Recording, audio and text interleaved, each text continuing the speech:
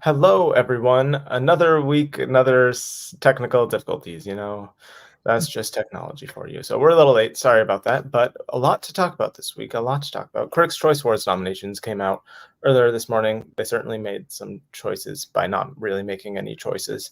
The Golden Globes nominations were just a few days ago. We did a reaction to those. We're going to be breaking them down a little more. We missed a few things. The AFI Top 10, LAFCA winners, we'll touch on those. But I think our big thing is going to be Critics' Choice and Golden Globes. We're going to start off with the Critics' Choice. What were your overall thoughts on the Critics' Choice nominations that came out this morning, Anthony? Yeah, I think there's a monkey's paw situation where the Golden Globes turned into the Critics' Choice and the Critics' Choice turned into the Golden Globes. It just seems that the expected picks came from the Critics' Choice, and that's partly due to the amount of nominees that the Critics' Choice allows. Though there are certain breadcrumbs that we can gather from the omissions here. Yeah.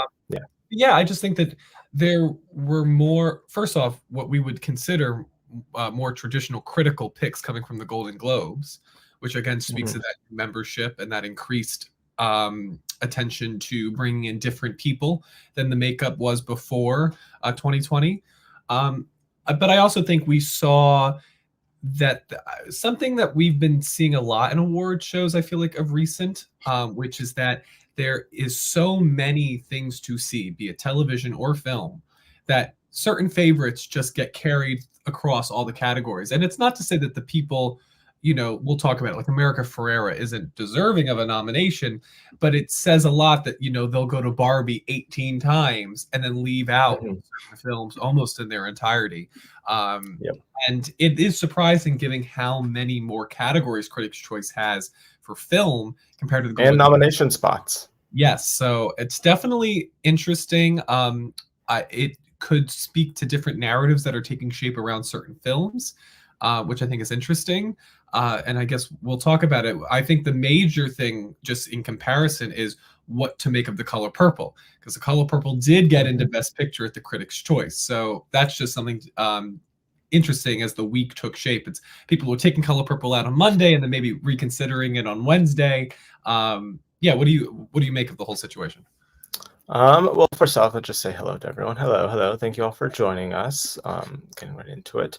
But overall, it seems like they just looked for the top 6 on Gold Derby and they just went with that.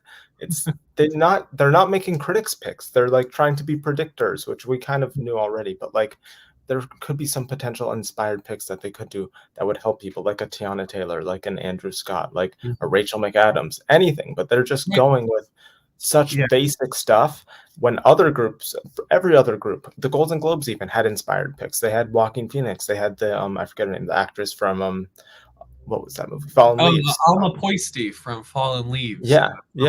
Category. And even the regional critics groups, most of them at least have 1 or 2 things that's not just the basic stuff. And here it's just so basic and boring. And it's I think they really need to revamp and reconsider what they actually are, because these picks do not seem like critics picks to me personally. Well, I think they need to make some sort of change. What we saw this year with the critics is because a lot of the contenders are very mainstream.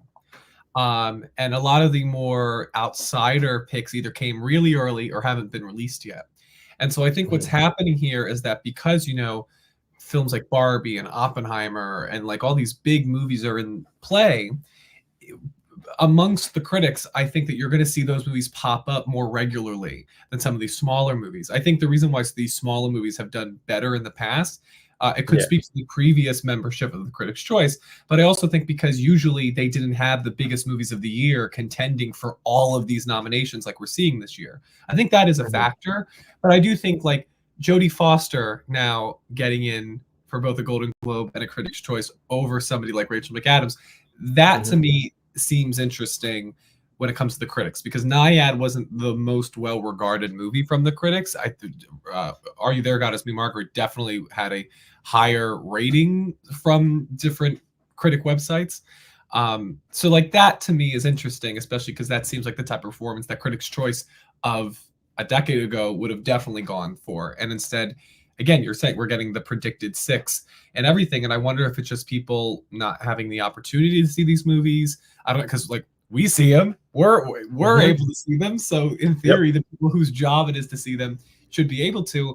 And I would be surprised how many people, if they saw Are You There, God Is Me, Margaret, or any of these other films, would be dismayed from voting for it. It might be just a size thing. It might be, looking at Rotten Tomatoes 10 years ago to where it is today. It's completely different, and the rating system works completely different because that increased membership and where these critics are coming from are completely just changing the way that we negotiate with these things, especially when you have a lot of Hollywood centric critics. You don't, I feel like before maybe the Critics' Choice were made up of the people coming from New York Film Critics and LAFCA, and now you have it coming from critical communities where they're only focused on one type of movie, and so that's the Mhm. one type of movie that's going to be represented here.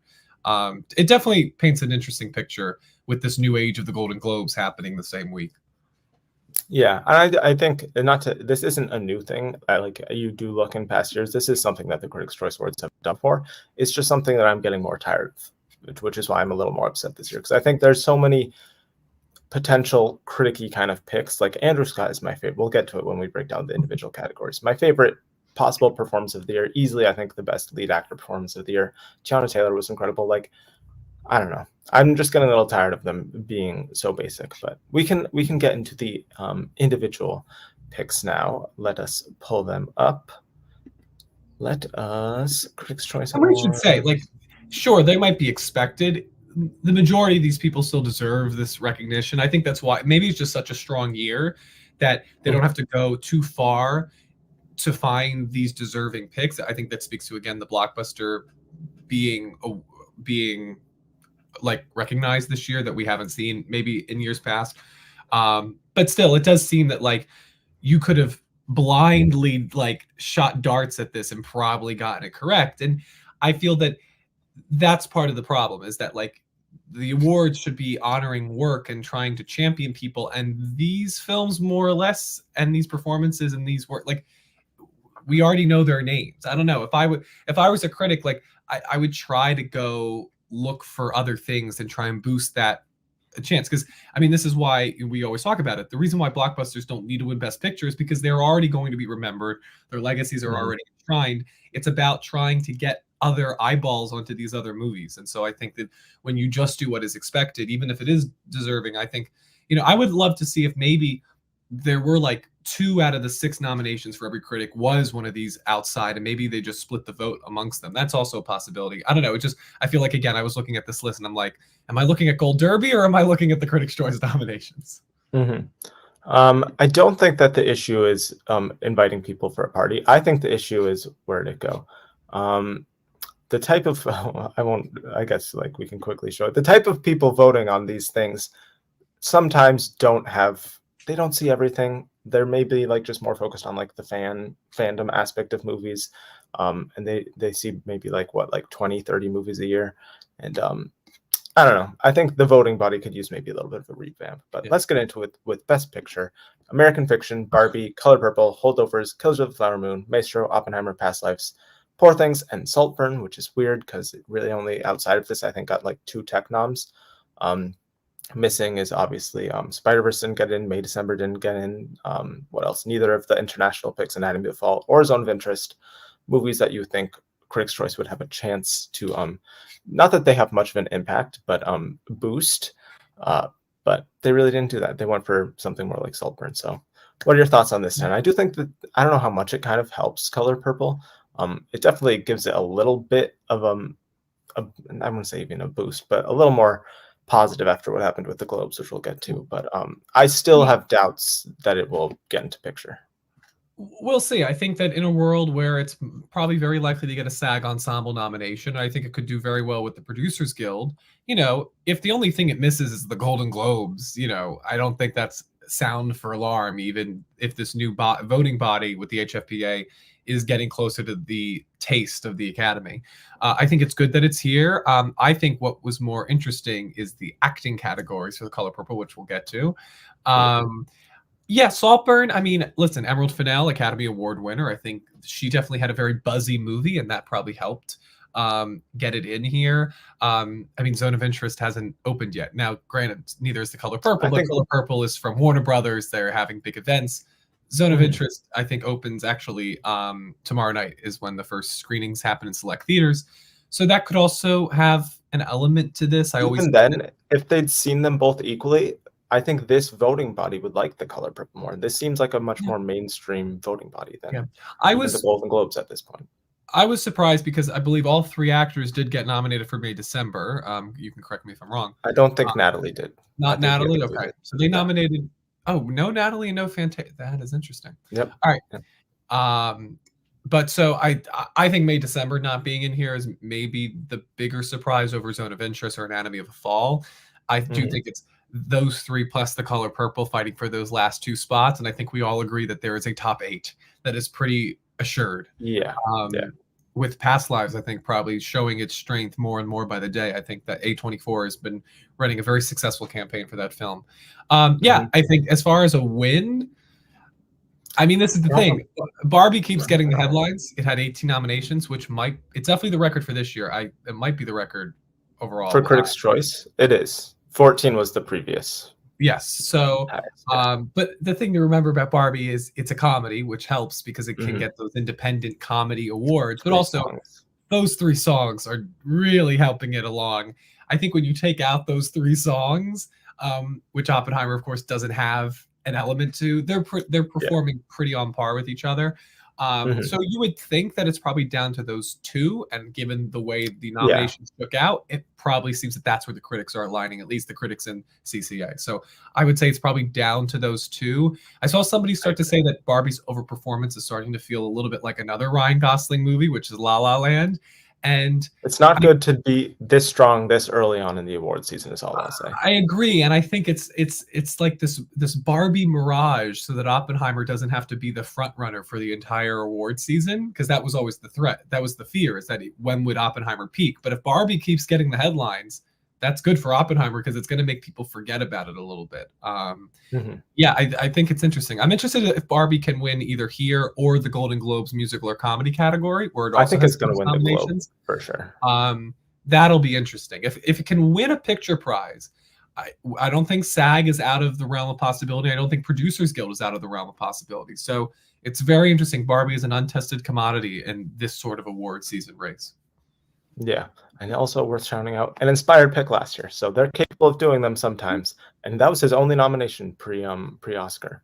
So that's it's just disappointing. Yeah. But That's just what yeah, we I think expect from CCA. I think that's why we were more surprised. It's not that these people aren't worthy. It's just like, again, we expect the critics to maybe pick up the slack of what Golden Globes used to not do, and now we're in a Picture of Dorian Gray situation.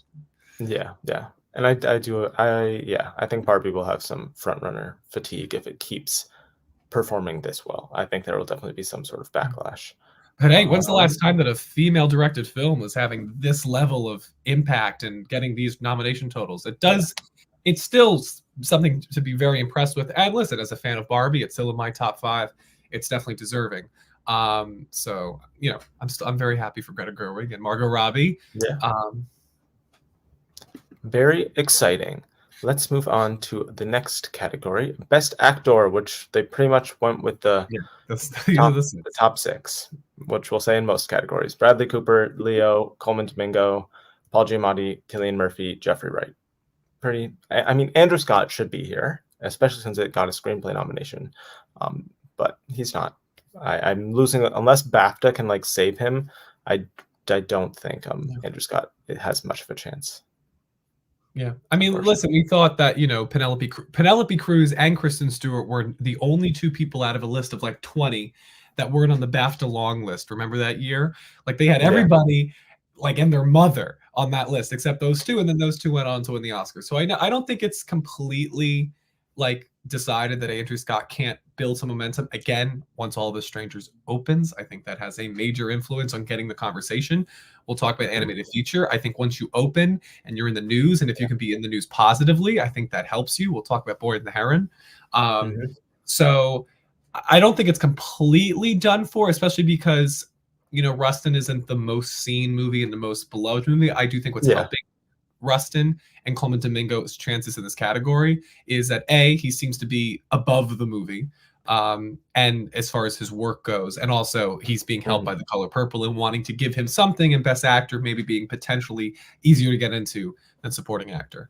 But yeah, I'm interested, out of these six, who's the Oscar 5? Because I would again take out Domingo, I think. Really? I think so. Who would you take out? I don't know, because there seems to be a lot of love for Domingo. Maybe and I think Leo. Maybe Leo. I was going to see Killers of the Flower Moon again. Give it that second chance that I like to give movies that I maybe didn't love the first time. Oh, you've only seen it once. Okay. I've only seen it once, and I was ready to go back in with a fresh mind. And then the audio at the theater was not working. I was like, I can tell them. I've been to this theater many times, and last year I was at Empire of Light, and I had to readjust their projectionist. I was like, no, not. And I went in to see Die Hard instead, and I was like, I'll give Killers another chance. yeah, don't want to spend 3.5 hours with a bad audio. Oh my god, I couldn't even hear it. It was ridiculous. Yeah, I do think he could. He's been missing a lot of critics groups. He did pick up Globe and now today Critics' Choice. So I think he's iffy. I think if I were to take one out, it'd either be him or who did I just say? Oh, Domingo. But I think there is a chance, like, if you take out Domingo, then all 5 of those actors are in Best Picture films, which is pretty rare. So I think Domingo could kind of, especially because he's campaigning pretty well. I would say it's rare, but that was back when there weren't 10 assured Best Picture nominees. I do think that's changing some of these stats in the past couple of years. I do think it would be interesting to see if DiCaprio misses, and given that Scorsese's last film, De Niro, the lead actor in The Irishman, misses, to see that stat continue. I think because usually the more interesting characters in Scorsese movies are the supporting characters who get to have fun, and your main lead actor is more a point of view surrogate for the audience. But listen, he's much more showy than De Niro was in Irishman, though, I think. Yes, and he doesn't have the VFX on his face, which I do think detracted some people from voting for him. And the fact that De Niro's best moments were in the wake of the film, which I don't know how many people got to that part because of their Netflix. I mean, well, Leo's are too, as well, I would say. His best moments are in but I think I would say more people saw Killers of the Flower Moon in theaters than they did The Irishman, which means that you're making it to the end more likely. At least in one sitting, which I do think one sitting versus splitting it up has an effect on the impact of the film. I do think it's interesting that Jeffrey Wright, I think, has really claimed that fourth spot, and we were worried about him getting in, and I think American Fiction overperforming at a lot of these places, or just doing well. Didn't overperform at the Globes, but at least it got in for picture, which The Color Purple can't say. I do think that and I think he's the type of actor people just love seeing on these lists, and you could say that, I think, because there's so much punditry and talking about the awards, that like Jeffrey Wright is like, there are other more obvious names they maybe could have done in theory, more Oscar, like Adam Driver and Ferrari, or Joaquin Phoenix, Napoleon, or Andrew Scott. But I think Jeffrey Wright in American Fiction, that's still like, that would be I haven't seen it, but from before. It's just that we kind of knew this one was coming because of TIFF. And I'm okay if, especially with 6 spots, like throw in like the expected top 5, at least like do something unique, or not even unique, just like, I don't know, inspired. But yeah, Rustin and I it seems like no one would notice if they disappeared. No one seemed to really talk about them at the time of release or even afterwards, but they're still getting some nominations, so it seems like some people are at least watching them. That's the Netflix effect. It's what happens. You can have a mediocre movie do well if it has a box office footprint. If you have a mediocre movie, or even like a fine film, but if it's on Netflix, it'll just disappear. That's why the ones from Netflix that do very well are the ones that are like masterpieces, like Roma or Marriage Story. Yeah. And Bradley does seem, I think he needs to pick a lane if he's going to campaign, either director or actor, because he's doing decently in director. They only did, we'll get to it in a second, 6 spots here, and he's still gotten here. He got it at the Globes. I still don't think he'll get in at the Oscars, but I think if he pushes too much at the director narrative, I think he needs to pick a lane if he wants to win. I think he needs to pick the acting lane if he wants to win. But I think you're right on in that if he wants to win, he has to start leaning in one direction. I think right now he thinks that getting into the best actor race is assured, and so try to get the best director nomination, because I think if he gets in director, he can improve on his performance with A Star Is Born and only bolster, because not that it will make that big a difference, but saying that this is my 13th nomination or like my 14th nomination, like making that number higher is only going to help him be like he's overdue. And I also think that he wants to be taken This is seriously. true. He did actors on actors instead of the directors on directors.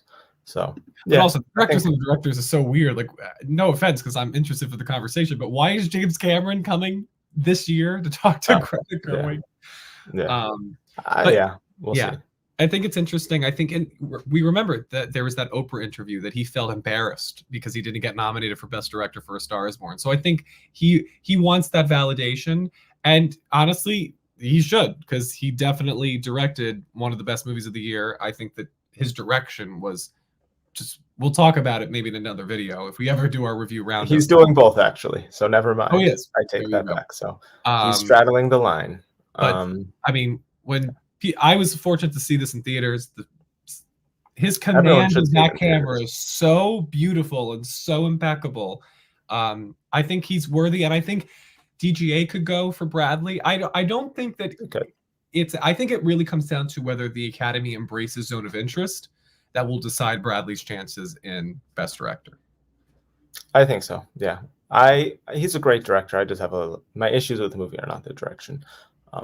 There are a lot of other things, but moving on to Best Actress. We'll talk about it one day in the future, very soon. We got Gladstone, Huller, Lee, Mulligan, Robbie, and Stone. I feel like our Oscar 6 is probably in here with maybe the chance of Portman also getting in. I feel like that's the top 7. I'm starting to wonder whether May December is the tick tick boom of this season, which overperforms at earlier awards. People think it's in there, and then at the last minute it gets taken out for a studio picture. I wonder if that's a possibility. Yeah, I agree that I think, setting aside Portman, I think your Oscar 5 is most likely in here. The 5 honestly might be here, because I think Portman was always the one that was on the bubble amongst the main trio, especially now that Melton has just hit everywhere along the way. We should note that it is now I think somebody did the math, and Lily Gladstone is in less than 30% of Kills the Flower Moon. Yeah. And it's a long movie, but yeah. Long movie, so maybe the screen time evens out. But if she's able to get in, I think that speaks not only to the strength of the film, but I think it really speaks to how well she utilized her time, and that could end up doing a lot for her, because it says how much they really appreciated her screen time, putting her in actress and thinking it's a lead actress performance, even with that limited amount of screen time. Comparatively, Leo has about 50 to 55% of the screen time in that film. It is his movie. I have no issue with her. If I were her, I probably would have gone supporting, but she wants to go lead, so I don't really. I think she's shown that it was a pretty good choice, because I honestly have her winning the Oscar right now. Spoiler alert for our updated predictions. I think she's dominating so far. I think her major competition is Emma Stone, but I'm having a little trepidation when it comes to Poor Things. And I mean, I am part of, where did it go? Emma Stone Hive, one of the best working actresses. I just worry about that film and its accessibility. Right now, I think Lily has the better narrative. I think if she gives speeches, will give great speeches. But I think it's a battle between them. They're gonna want to give it something, and this is a big flashy award to give it. It also has everyone thinks she's the best part of the movie, if we're being honest. Oh yeah, I do think that Scorsese would be the first one to champion her over anything else from the film too. Everyone's championing her, even Leo. Everyone's shining their spotlight on her for this campaign, and so deservedly so. Again, when we do our picks, we may, because that's the other thing too. The actors in the end decide which category they get put in. If, they do. Looking at Lakeith Stanfield from Judas and the Black Messiah, it doesn't matter necessarily where you campaign; they will choose for you. And so there's always a possibility that she ends in supporting. I think it's less likely, especially if she starts winning Best Actress awards, then it's just going to be enshrined into people's minds that she's the Best Actress contender. And I do think symbolically what it represents, the history of just Indigenous representation, even going back to when Marlon Brando won his Oscar and Sashing Littlefeather, like there's just so much weight that is being afforded Lily Gladstone, not dissimilar to what happened with Michelle Yeoh, and that yes, Cate Blanchett, give her third Oscar, would have been a worthy performance, but Michelle Yeoh not only gave just as comparable a performance, but it mattered more to the history of the Oscars and film. And so I think Lily Gladstone might be following in their footsteps, because Emma Stone, while great, is delivering a performance that we kind of expect, because Emma Stone is always fantastic. I think it's still her best performance, but yes, it's not quite It's on tough. the same level. I might go the favorite. Is for me. Oh, really? Oh, I think Poor Things is my favorite for sure. But and also like La La Land's my favorite movie, so it's kind of tough to like. She's great. She's great in everything. She is. She's incredible. Also worth mentioning, Brino didn't get in here. I don't think she will get the Oscar. I think that's pretty much she's out of the competition. Yeah, I think that was surprising. That was very, especially given the way this group voted. 5 nominations for The Color Purple. We'll talk about Danielle Brooks. So they obviously saw it and consider it an acting achievement, but for her not to get in here is very interesting. And to see the strength of Greta Lee, that I think is real. She could be a spoiler in the same way that Kristen Stewart or Penelope Cruz were that year, and just this very maybe smaller film, but the emotional impact of their performance speaks volumes, because Greta Lee has probably been stronger than a lot of these other people in this category. Yeah. I am upset for no Portman here. She would obviously be in my 5. It is interesting to see if she gets SAG. I think if she does, that definitely puts her, because SAG is like the only place this year besides the Oscars that we're going to have 5 nominees. So I think SAG will definitely. I think Huller will definitely not get SAG. She'll get everything else, but SAG will definitely be telling. What do you think of Margot Robbie? Because we took her out, but now she's. Well, right now I would not have her in there. I think she'll get SAG. I don't think she'll get BAFTA. I don't think she'll get that. So I think it'll be close. I think that she's one of the. I think there's. I'd say. I don't know. Sandra feels pretty safe, but then again, I could see her missing. There's a pretty safe, I think, top 3. I think Mulligan, Gladstone, and Stoner all pretty safely in there. And then there's, I think, like 4 people fighting for that last spot. I could see Lee, I could see Robbie, I could see Portman. And I will say, I don't think it's completely out of the realm of possibility for anybody who's rooting for Carey Mulligan. Because if Emma Stone is too weird and Lily Gladstone doesn't have the screen time of a Best Actress win, you could see Carey Mulligan come out, and she is magnificent in the film. She will break your heart. It's the most awards baity of the performances. Yes, I think it's the one that, but I like the first shot of her, the camera pans up as if we're watching like a TCM classic film. She is just so just beautiful in the film that it wouldn't be undeserved. I think it's definitely a masterful performance. I agree with you. I think there's a top 3. And then I wonder if Greta Lee is maybe doing better than we all think she is, because if Past Lives is going to get now so far, picture and screenplay, that's a pretty good combo to get then an actor to go along with it. And it seems that everybody knows that Greta Lee is the one to nominate. Helps when you're trying to make your claim. And then Anatomy of a Fall. I think we'll see what happens with that film in picture, because that will definitely help Sandra Hüller. I don't think that film will be in picture, but I do think she still has a shot at getting into actress, is what I would say. You've seen it, right? By now? I have not still seen it, though. I'm planning to watch it, because it's still not available like on VOD or anything, right? Yeah, I know. I don't know what I'm going to do. But yeah, I will watch it very soon. Before we do our picks. Oh, for sure. I wouldn't do it without having seen it. Let's see. Yes, I also have PTSD from Kristen Stewart. She got nominated in the end, so it was a happy ending, but she didn't win. Let's see. I think Stone definitely wins the Globe, in my opinion. I don't think Robbie is strong enough to win an acting award, is what I would say. Great in the film, but I don't think that's the kind of performance to win.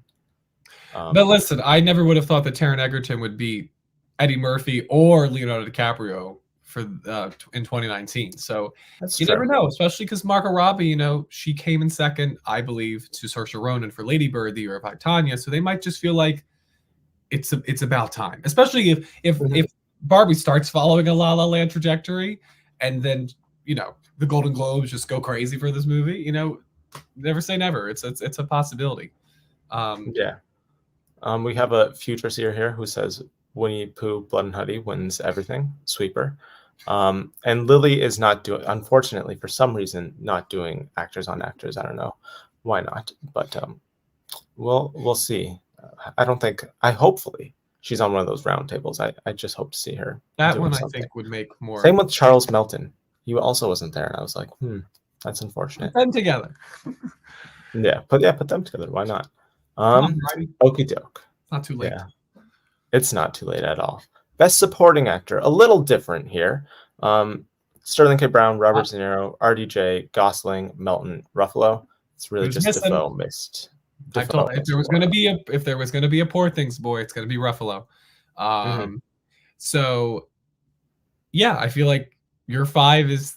I mean, I think Sterling K. Brown's going to rise when American Fiction opens, because a lot of people really love that performance. I'm excited to see it.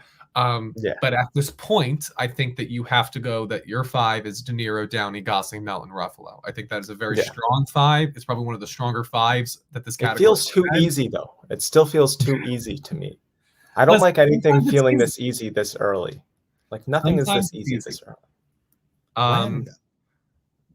Listen, I'm sure there's examples of going with the top 5. There probably is, but yeah, I don't know. It does still feel too easy, but that's obviously my 5 right now. I think Melton can win. I'm just saying it. I think he can easily win the Globe. I think he can win here. That's 2 great speech opportunities for him, and then off he goes. I think it'll be between him and Downey. I definitely think it's between those 2. I think it will be tough because if May December doesn't get into Best Picture, which is potentially a possibility. If it doesn't get into Best Picture, I don't think he will win. Yeah. Okay.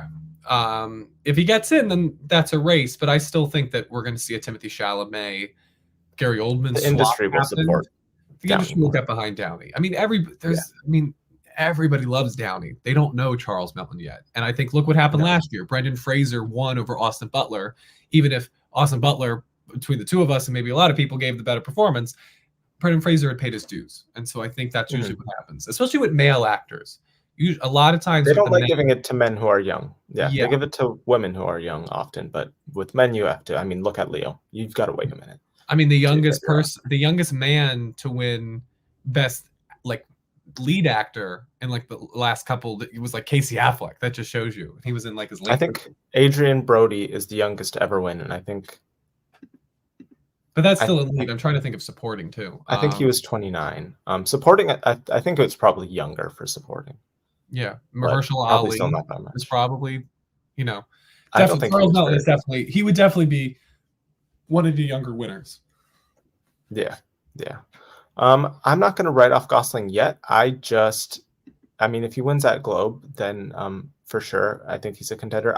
Right now. Barbie is looking very strong. I just don't see them giving that the win, but it's possible. I think he's the clear number 3. I just like Best Actress. I think it is down to 3, and it's those 3. It's interesting to see where the Barbie support is going to go because it could very well go to Gosling. I think that would be a little bit. That's a good picture package: supporting actors, screenplay, and director. But even if it doesn't get directed, they're going to want to give it something. And if screenplay becomes too competitive, especially because we don't know necessarily yet where it's going to land, it's going to be an adapted. I think, guys. We'll see. I'm not calling that until I see the Oscars make their choice. Because we've talked about category fraud all the time. So I could very well put it. But it's interesting to see if listen, Gosling was beloved, and I can tell you, I've talked to people in the industry. They were so impressed with his performance, and they tell me he's winning the Oscar, and I'm always like, I don't know about that, but it's possible. It's very possible. It is definitely possible. He's been around too. He's been around. He's not campaigning as much as Downey or Melton at all, though. I think he doesn't have to yet. I think he's wait a little bit. You don't want to. I think the other thing is he doesn't overexpose. Win. He could be overexposed, but you don't want to bring attention to the fact that all the attention for this movie is going to Ken. That's, I think, could hurt him, as people thinking, really, we're going to give Ken the Oscar, but also, it's a possibility. But he's been around. The Notebook, turns 20 next year? He's nominated for Half Nelson and La La Land, so he's gotten previous nominations. He might be your Michelle Williams, though, of just that type of performer who always gets in, but never Yeah. is really win competitive. And then Yeah, they'll do not yet. Alice in the future and get their nomination, get their win. I think it's also worth pointing out we have had a double nominee in supporting actor / actress for I think like the last 5 or 6 years. Yeah. I don't think we're gonna have one this year though. I think Taraji's looking pretty weak in supporting actress, and I think supporting actor is too strong to get Defoe and Ruffalo in. Too late for Brendan Fraser and Killers of the Flower Moon. Yeah, no, not gonna happen. I demand to speak to Mr. Burkhart. If anyone, Jesse Plemons. No. Let's see. Anything else? Supporting 18 years old. Thank you, Cheyenne, for and he was the lead of the movie in Ordinary People. Yeah. Oh, 20. Yeah, there we go. All right, but there you go. That kind of proves why Melton over Gosling. I like Melton more than Gosling. I'm still manifesting it. That's why. But I think it's still very possible too. Listen, I love Gosling. I think it's one of the most unique characters and performances of the year. But also, I think this speaks to their aversion to comedy. I mean, it's much easier to see a role like Downey's win than Gosling's win. I think that also hurts Melton a little bit. The idea that some people can't grasp the tone of May December is a little surprising. But I also think that the character, you pity him, but I don't know if it's the type of thing that like the masses are going to want to get behind. Like, I think it's Downey's playing maybe the easiest character and the most traditional character to grab onto, and that could help him. Mark Ruffalo, De Niro a little bit, but De Niro's gotten his chance. I think you feel the most by far out of all the supporting performances, the most for Melton. The rest of these people, Ryan Gosling he has some villainy moments, but Mark Ruffalo you don't really like in that movie. That's De Niro true. is literally evil. Downey Jr. is the villain. Gosling is like, he has some villainy moments. Melton is the only truly sympathetic person here. Yeah. I mean, you look at the past winners, Ke Huy Quan, Troy Kotsur, it's often sympathetic people. And no one else here makes I think is interesting about Downey's performance because part of the story is told from his perspective. I do think you get a little bit of sympathy from him at moments. I just remember the shot of him watching Oppenheimer and Einstein meet for the first time. And that shot of him and especially when like Oppenheimer calls him a lowly shoe salesman and he goes, no, just a shoe salesman. There are moments when you really connect to him. And I think also it's that Downey is so different. He's not necessarily playing the type of character we've been used to seeing from him. Really? I feel like, I don't know. I don't think he's been as mean. I think everyone else here besides maybe De Niro, this was more of a stretch for them. I've never seen Ruffalo do anything like that. Gosling has had some funny moments in his career, but I think that's easily his best comedic performance. And Downey, I don't know. He hasn't been like a villain per se, but I don't know. It doesn't seem like a huge stretch. We've talked about this before. There are many people we have very different opinions. See Downey in that performance. I find that fascinating. You find that ridiculous. So obviously him, and it sounds just like him. It's working. Acts just like him. Maybe it's the black and white. Maybe people can't process it without color. There's something going on there. Maybe they're just used to seeing him as Iron Man for so long. The fact that he doesn't have a goatee is off-putting. That's it. It's the lack of a goatee. They're like, what? That's great. But yeah, if I had to pick a winner here, I don't know. Honestly, I'd probably say Melton for Critics' Choice. I don't know. Barbie and Oppenheimer overperformed. May December not getting into picture makes me think that it could go to Gosling, honestly. That seems like this type of Critics' Choice. But also, I could see Gosling. They gave it to Angela Bassett, so they're definitely Marvel fans within this group. They might go for Downey. Oh, yeah. This is true. Supporting actors, we've got Blunt, we got Brooks, we got Ferrera, we got Foster, we got Moore, and we got Randolph. Interesting picks here. Foster, I don't know. I think someone pointed this out in the comments a long time ago. She could be the person who we have almost every year who like hits pretty much every precursor, but then misses. I could see Lady Gaga. She could also, your Lady Gaga. She could also be that lone supporting nominee that we have most years, but I think that could also be maybe Danielle Brooks. But yeah, I think missing here, I don't see anyone. I mean, no Taraji, so I don't think Taraji's really. Yeah, I was surprised because I remember when I did my short review for The Color Purple that we posted to the channel, and there were people saying it's Taraji's time, and it was in the comments. You can probably go find them, and having seen the movie, it was so clear to me that it was Danielle Brooks. But I also think Taraji Mhm. had such a great number, and that there would be such goodwill for her, that she was a previous nominee, that all that would help her. Especially if Mhm. Color Purple was getting into picture, which with CCA it did. Yeah, So that yeah, is surprising to me. I would probably say that America Ferrera is the one who kind of took her spot, because that seems to be like America Ferrera seems to be the type of performance that gets in because of how much they love the movie. yeah. She's a Which coattail for sure. yeah, and deservedly so. I mean, listen, she She's delivered one good. of the best moments of Barbie. I think she has to be the human amongst a sea of people, non-human plastic characters. Yeah, I think she's one of the worser written characters in the film personally, but we can talk about that at another That date. might be I'm a happy she's getting yeah. recognition because I don't she's a know. great actress. I like the performance. I like the character. I she wouldn't be on my list. You Mhm. would see Rachel McAdams here. You know, you would. Yes, she was. I expected her to get in here. I thought, because I was toying with having her in my Oscar 5 as that, like, especially if, like, I don't know, there was like a to Leslie campaign around her because she has those connections where everyone's talking about Rachel McAdams and how good she is, and she could be kind of like Brian Tyree Henry. Her only Listen, previous she could get precursor into is Critics' SAG, and Choice. that could maybe give her all the boost she needs. I don't think. I don't know. I think the place she had the best shot was here for sure, and she didn't get in here. So I don't think it'll Yeah, happen. If she gets in SAG, I'll be elated, but I don't think she will. we'll see. Yeah, because she did miss Globes, so it seems that that might be a critics pick that fades away. We'll see. She could be a Kathy Bates type of situation. Previous Maybe nominee gets in, even though Kathy Bates did win. previous Um, winner. Yeah. and Richard Jewell is a more masculine movie, which probably helps. That might be turning some people off. I don't know how many people have seen Are You There, God Is Me, Margaret. I think Yeah. that might be an issue too.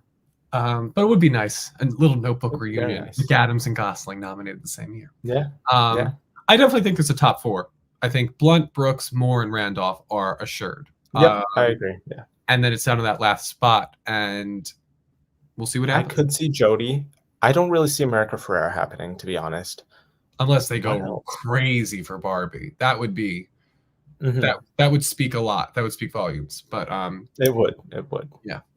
Yeah. I don't know who my. Maybe I you know what? Because maybe it's this could be Foster. something that the Oscars do, and this is a more Oscars pick. They could go Claire Mhm. Foy. They could finally give Claire I Foy would love it. that I nomination. would love it. Critics' Choice should have nominated her, but yeah, if the Oscars do, that'd be amazing. Who? Yeah, there should be more nominations that don't come from Best Picture. Sadly, it seems Oh, there you like go. Well, I mean, listen, they usually only watch Maya and May the Best December Picture were content. not Best Picture nominees for CCA. So 30% of the 33% of this group is non-Best Pictures. Mhm. Who I do am you have curious. out front right now? That's what I was about to ask you. Divine Joy Randolph, because I don't think The Color Purple is making it into Best Picture, and I think Holdovers obviously is. It's tough because I've seen the movie, and I think when people Yeah. see the movie, they will have a different tune to sing, because she is electric and a fireball, and she has some of the most euphoric moments of the year, but then she'll break your heart in other moments. It's such a Mhm. powerful performance, that it could just do very well. And again, just like Dreamgirls, that was not a Best Picture nominee, but Jennifer Hudson still won. And Yeah. I think that you could see the same thing happen, because what Divine Joy Randolph, while excellent, it's more subdued. It's a lot more nuanced, and I think you see It that a is. It lot is. from the other nominees that will be in the category. Danielle Brooks will stand out, and I think it could help her, and she will Mhm. definitely have the most amount of clips. If I was voting, Julianne Moore in a heartbeat.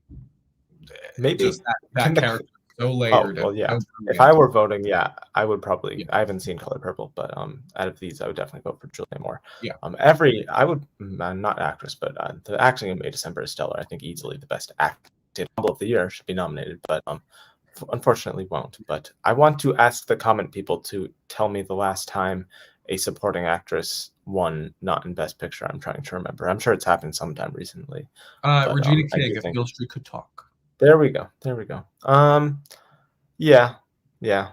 I don't know. Which again, We'll see. listen, the fact that the last time was also a film talking about the Black experience, the African American experience, Mhm. because I think that will be a part of it. I think this is such a rich cultural text, and then of course it speaks to the Black experience. The fact that it's being omitted in certain places, that's a factor. You know, it's like what we saw last year. You can't ignore the fact that the two actors who missed Best Actress after the Andrea Riseborough situation was Viola Davis. I do think it's There's similar a factor to. It is for sure. I do think it is similar to Melton. I'm not sure if Melton can win supporting actor if May December isn't in picture. And Danielle Brooks, like Regina King, is an established actress who like kind of had an overdue narrative. I don't know how she's not a newcomer, but to I think a lot of people, a newcomer, a new face, Danielle Brooks, will be able to win if the film. But how much overall is more that well strong. known is Divine Joy Randolph? No, but her film is much stronger. That's true, but Color Purple could still get in for Best Picture. I don't think we should be writing off Danielle Brooks. The movie hasn't opened, and it's only missed one place really, and that's the Golden Globes.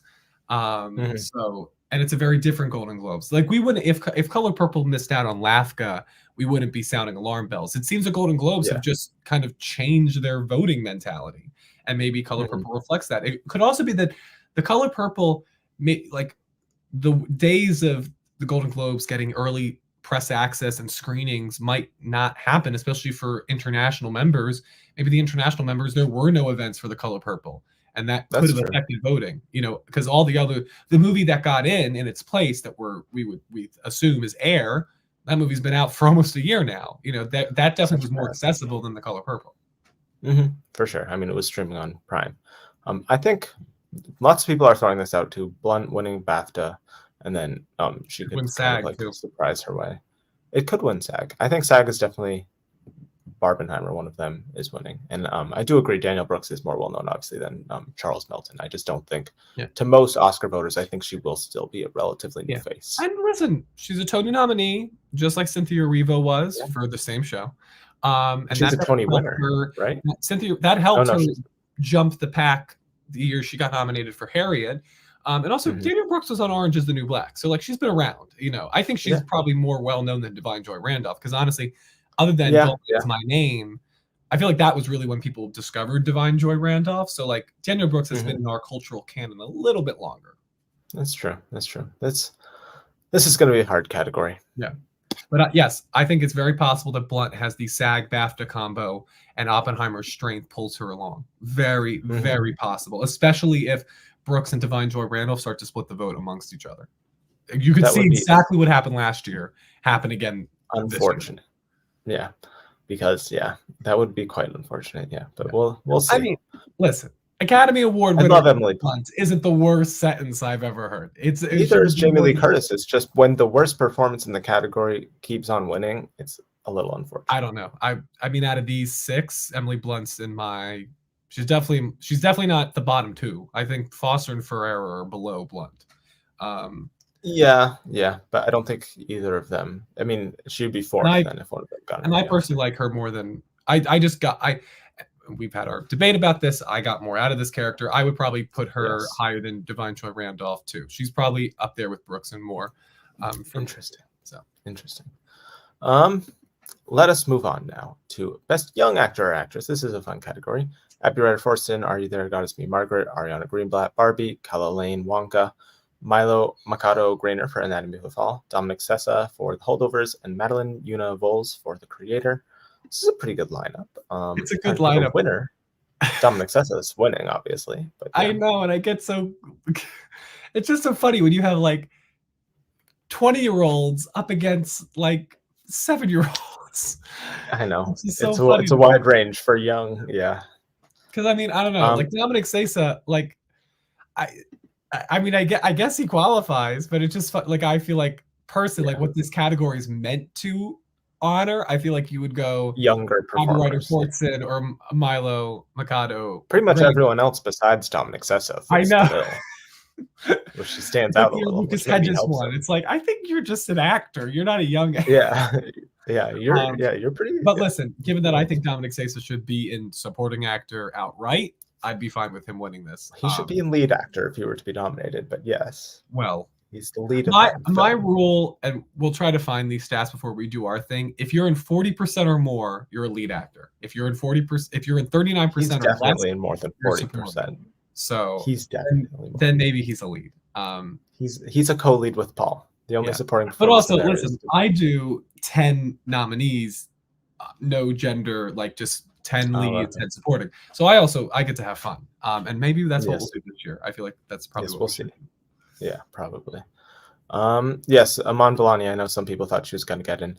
You'd think, based off of some of the other choices, maybe she would have, but she didn't. She's Yeah, good but in Tom models. She was a lot of she's fun. very good. She's I think the best performance of that film. I haven't seen Anatomy of a Fall, so I feel like from what I've heard, it seems like Grainer might be the most worthy of a win. But Dominic Sess is also great. So these are all great performances. Yeah. Sessa's brilliant. I think that what he has to do is hide his true self for the majority of the movie. You get it in little glimpses, and then it finally is revealed to you by the end. I think it's a very layered performance that I was really impressed with. It's why I would nominate him.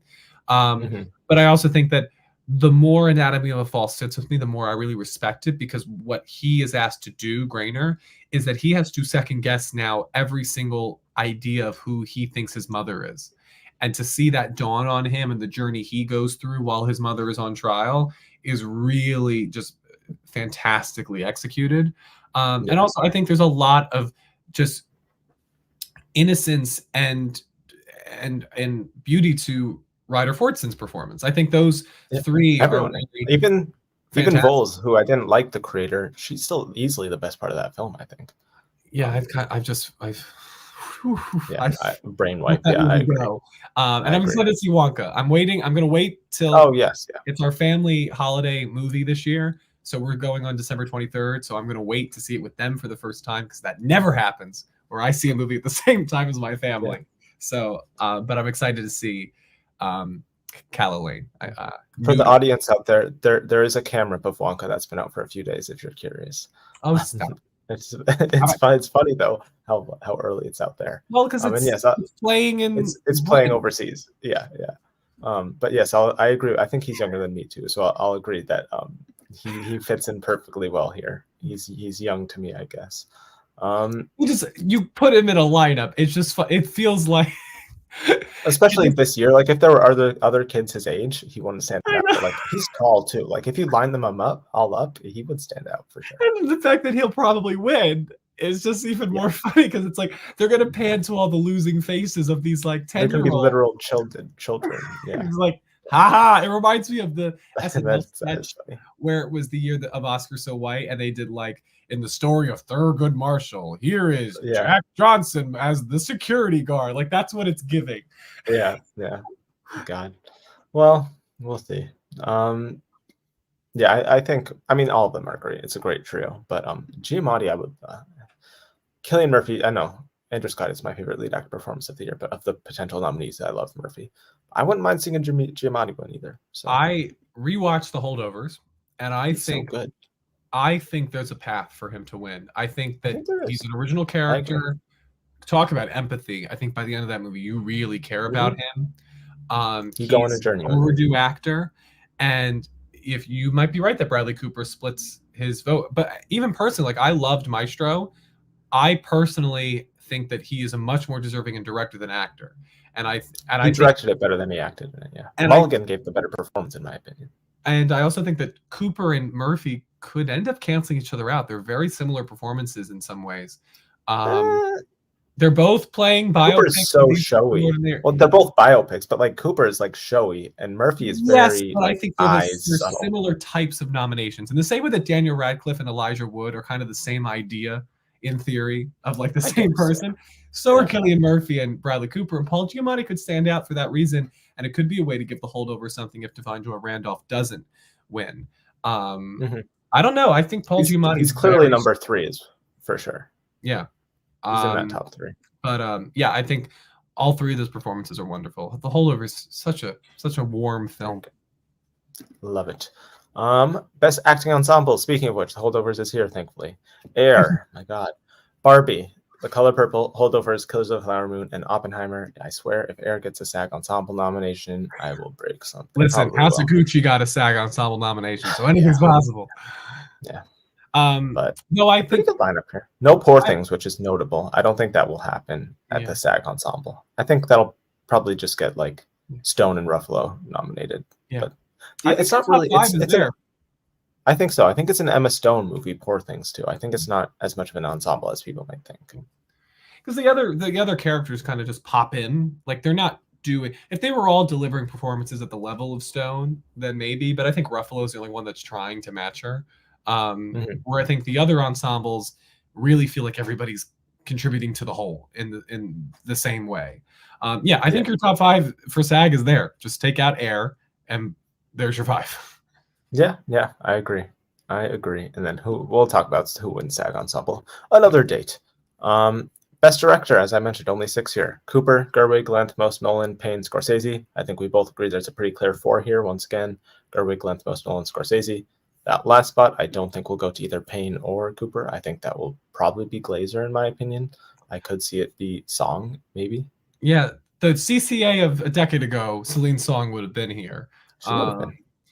But yeah, I think I'm interested to see what happens when Maestro hits Netflix on December 20th. I don't think it's out of the realm of possibility, but also the directing branch don't seem to like awarding actor turned directors anymore. So I do think that it's probably coming down to, again, whether Zone of Interest is welcomed in by the Academy, because Jonathan Glazer could get in.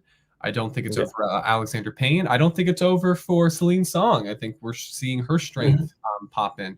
Though I do think, like Cord Jefferson, they might feel like Screenplay is such a locked nomination for that individual that they're just going to worry about that. The only other person I think you have to maybe consider is Justine Triet if Anatomy of the Fall overperforms, which is possible. But yeah, out of this group, I'm glad that Gerwig is assured at this point.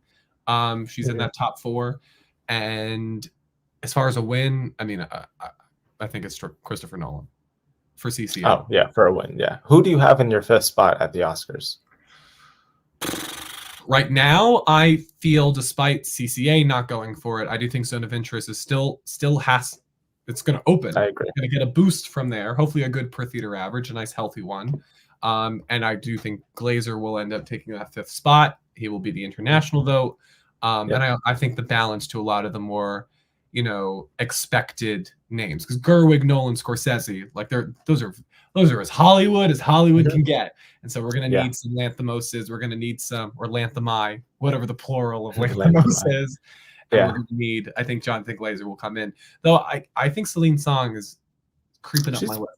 She's pretty strong. But yeah, I think only one previous LAFCA winner for Best Director has missed at the Oscars. So I feel pretty good about Glazer taking that 5th spot.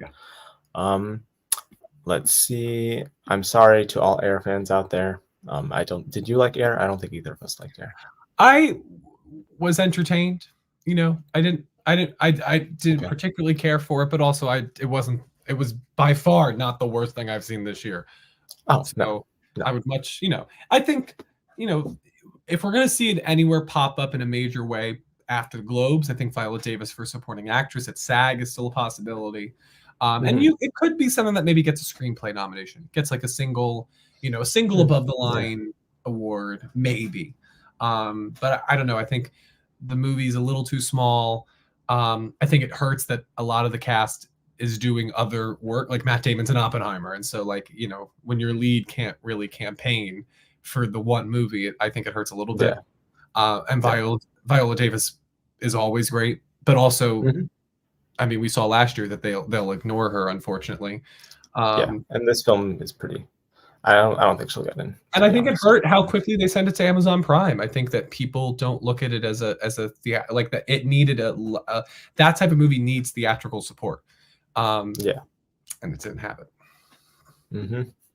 It did not. Best Adapted Screenplay. Thank God, a nomination for Are You There, God? This is a category. And All of Us Strangers. Yeah, this is a category. And then you've got American Fiction, Poor Things, Oppenheimer, and Killers of the Flower Moon. Those 4 are very safe at the Oscars. Once again, another category with 4 very safe nominations. And then I think that last spot is probably between All of Us Strangers. I don't know if Are You There, Goddess Me Margaret will get it at the Oscars. Zone of Interest, I think, is definitely in contention. And then, I mean, if Barbie moves over here, it's a pretty locked-in 5. So we'll see. But I don't know. I think they might keep Barbie an original. I think it's because I wonder if they think like we have original is maybe tougher to fill than adapted too. That might be part of it. You never know what goes Yeah, into their thought process, but this all is the true. strangers getting in here, I think maybe proves that this is Thank where God. it's because you always see one, you always see like one film gets one nomination just for its screenplay, and that could be what happens with All of the Strangers. Like this is just Yeah, where that movie's going to get its support. yeah, I would agree. I like Davis in that Hunger Games movie more than in Air.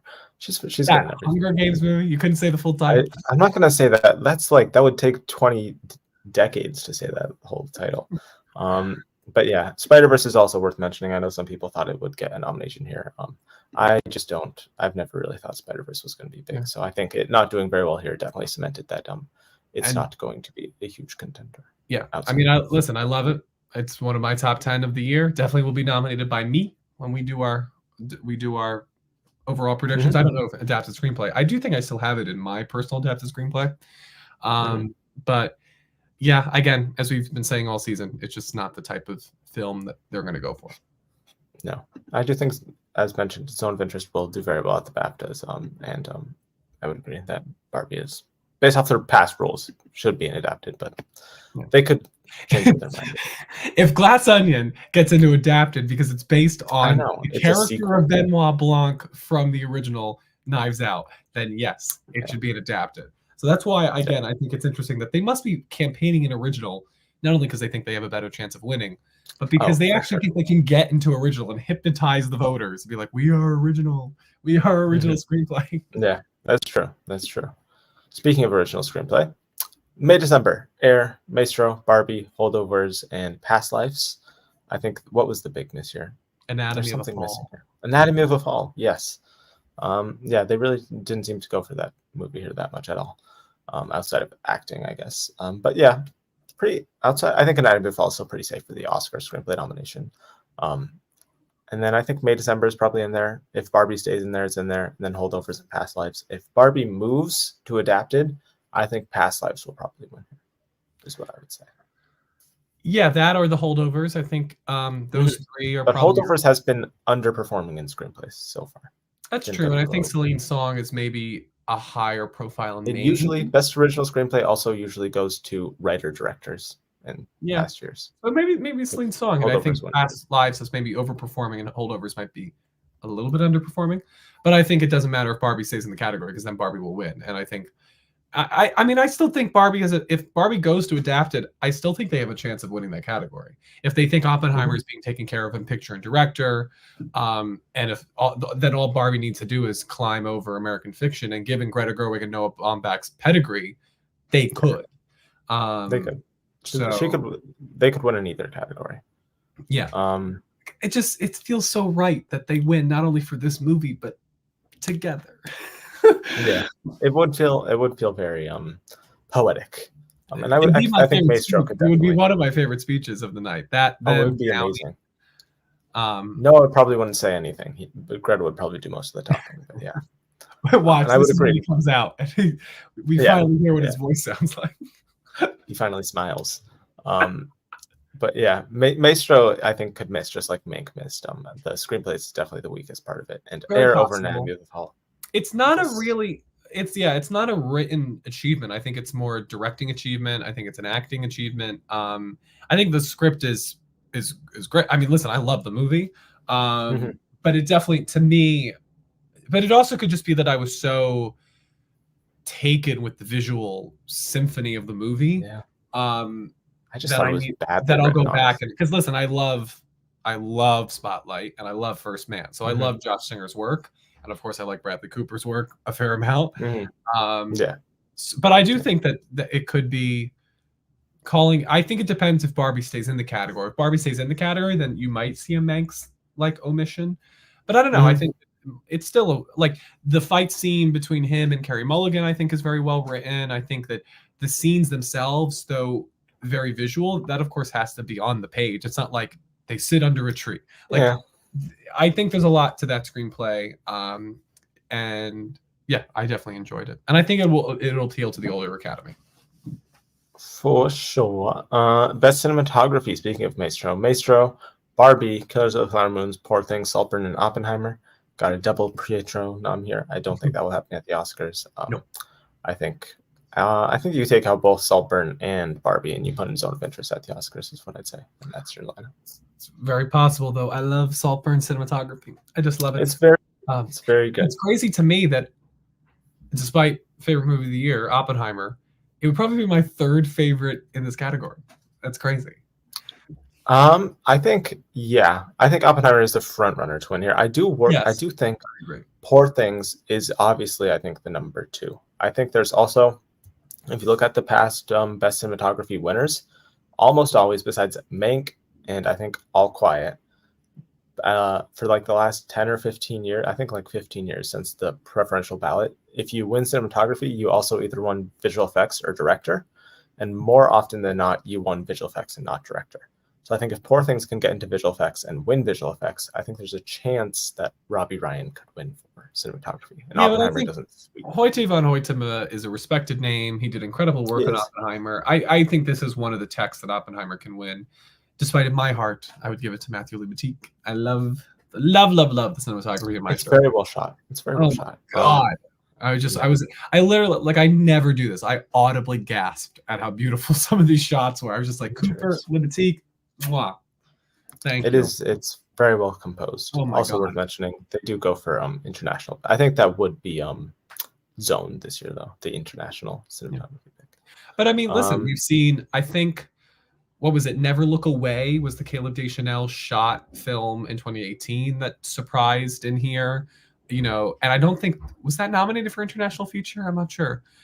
Sometimes they will just throw in these international picks, even if they're not elsewhere. So Society of the Snow could get into visual effects and then also get into cinematography and then international feature. That could be a nice combo. Yeah, that's true.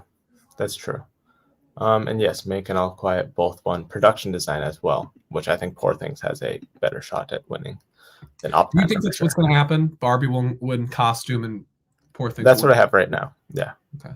I wonder. Although I don't know. I think it's very possible that support for one of them is just strong enough that like either one of them has to win both. They're not going to split. Because I wonder if we're just going to see a repeat of Black Panther versus The Favorite, and that everybody thought The Favorite was going to win both, and then Black Panther comes in, creates this original world, and that's what wins. I do think what helps with Black Panther though was the African heritage and legacy that was interwoven into the tapestry of those artistic designs, which Barbie doesn't have.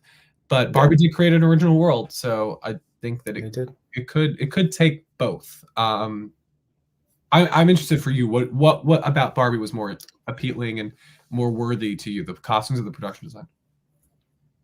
The costumes. I think Poor Things has consistently amazing and unique production design. I think Barbie Land is well done. The production design outside of Barbie Land doesn't stand out to me at all. I think Poor Things throughout the whole thing, you're amazed by the world that they built. Whereas Barbie is it has its moments. I would find it the same way. Things. Yeah. And yes, this is a very fun stat. I think it will come in handy for the cinematography race. I think it is definitely down to Poor Things and Oppenheimer for sure.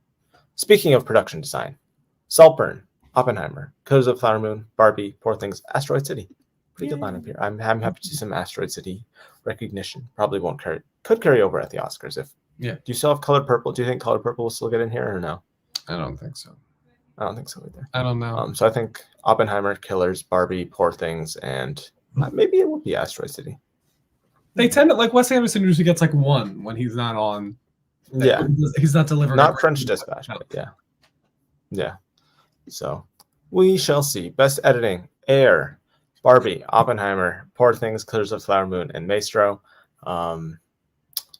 This is an interesting lineup, for sure. I think you have Air a top is definitely a choice. 4 of Barbie, Oppenheimer. Once again, a top 4. I think that's your top 4. That is your top 4. That is your top 4. Like everything for Best Picture, that's especially for text. Yeah. Those can all easily get 10+ nominations. Yeah. Oh yeah. No, I think all of them will. When I think about it. Yeah. I think at least 3 of them will. I think one of them could underperform. Yeah. Especially if Margot Robbie can get in for actress, definitely. Because then all of them will have multiple acting noms, and that's usually what you need to get 10+. I think we'll see that this will be the record for the most amount of films with like the biggest hauls. And then that fifth spot, I Maybe, mean, yeah. I would probably nominate Maestro. I think that was, I mean, Anatomy of the Fall was also a very well edited film, very well edited courtroom drama. So it might come down to those. I think you're probably going to see. I would be surprised if something doesn't that fifth spot isn't coming from Best Picture. I feel like it's one of those years Yeah. that we'll see Best Picture. I think there's a Best chance Picture it could prize be. here. Yeah, there's a chance it could be American Fiction, or I mean, Holdovers is not doing very well here, so I do think that there's a sign that it is maybe not, because it also isn't doing well in Screenplay. So I do think that film might not be as strong as I thought. And American Fiction is also kind of not doing great. So that fifth spot is up in the air. It could be Maestro. It could be one of those two.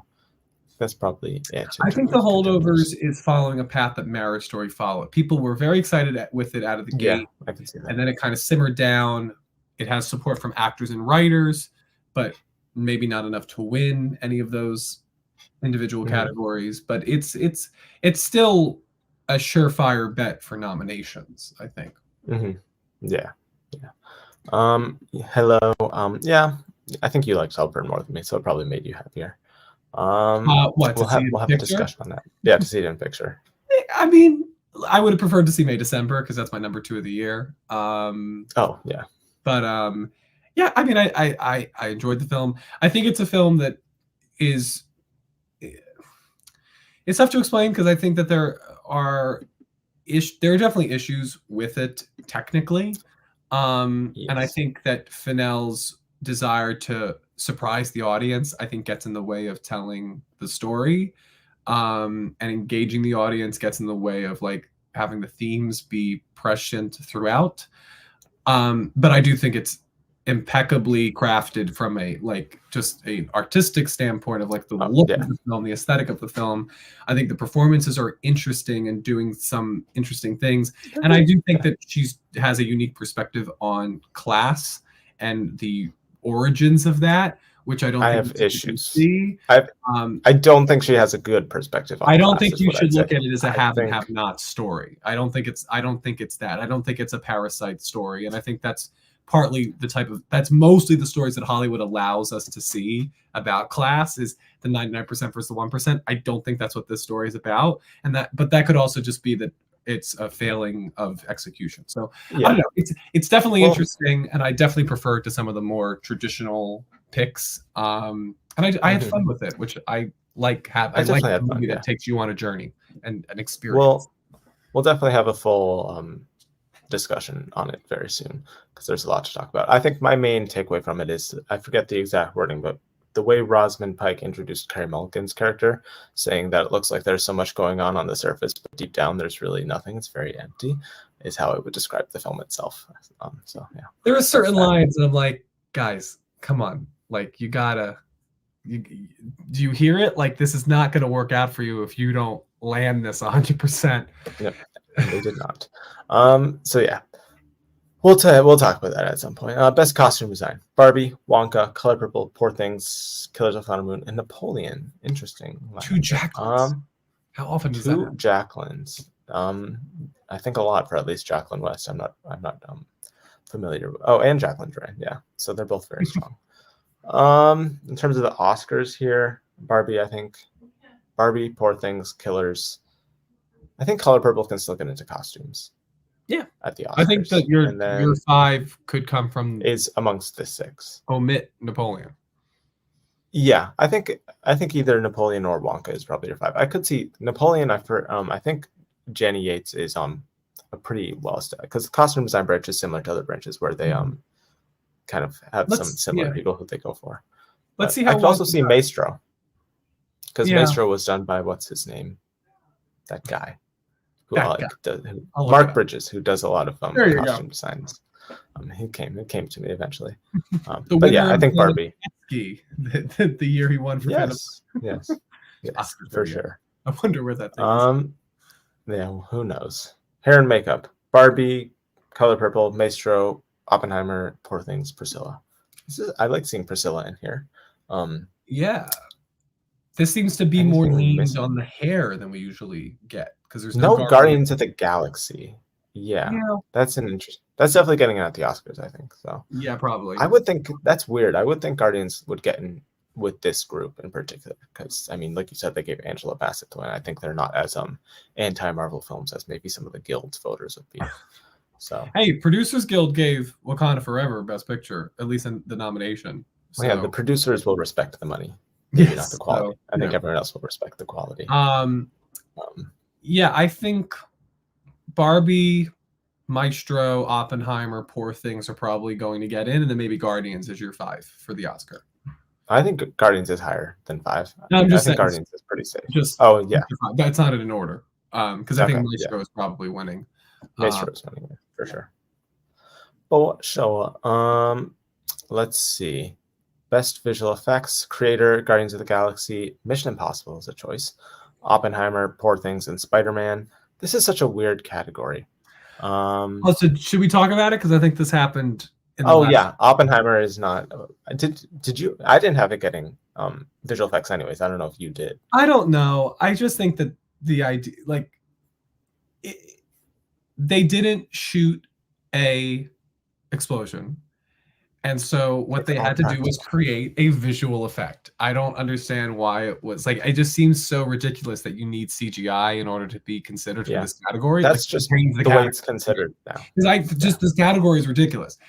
You can get into this category for an editing feat with 1917. Like, that is just best film editing. And I don't think that film was nominated for best film editing. It's like awarded there. I don't consider that a visual effect. But then things like Oppenheimer are visual effects. You know, especially the scene when he's like imagining the universes colliding into each other. It's like, how is this not? Anyway, it's ridiculous. Yeah. I feel like it definitely should be here. Practical effects should be considered for sure. Because like Spider-Man Across the Spider-Verse is not any different. Do you have that getting in at the Oscars? I want to. What's your Oscars? I think so.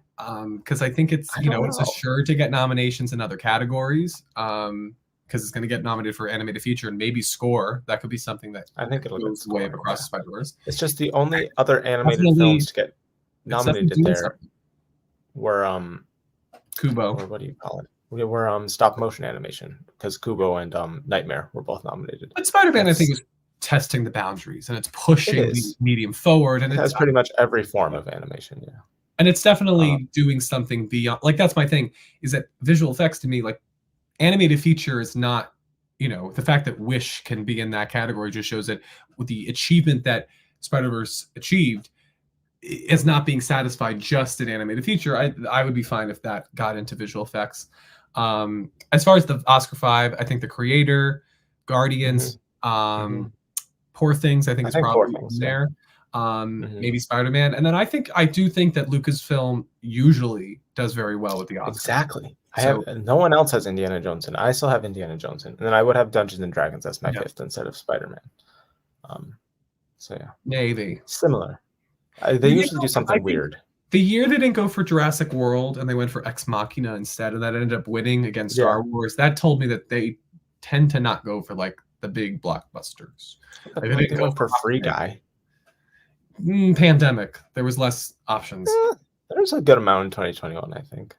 They went for 2 Marvel movies in 2021. That's all you need to know. Well, yeah. That's a lot of visual effects right there. It's a lot, but they don't tend to do that, which I think spoke to the that's true. Not having the same level of contenders. I think level of contenders from the Tony-er picks. Poor Things, the VFX, I think, isn't as extensive as I think a lot of people would say it is.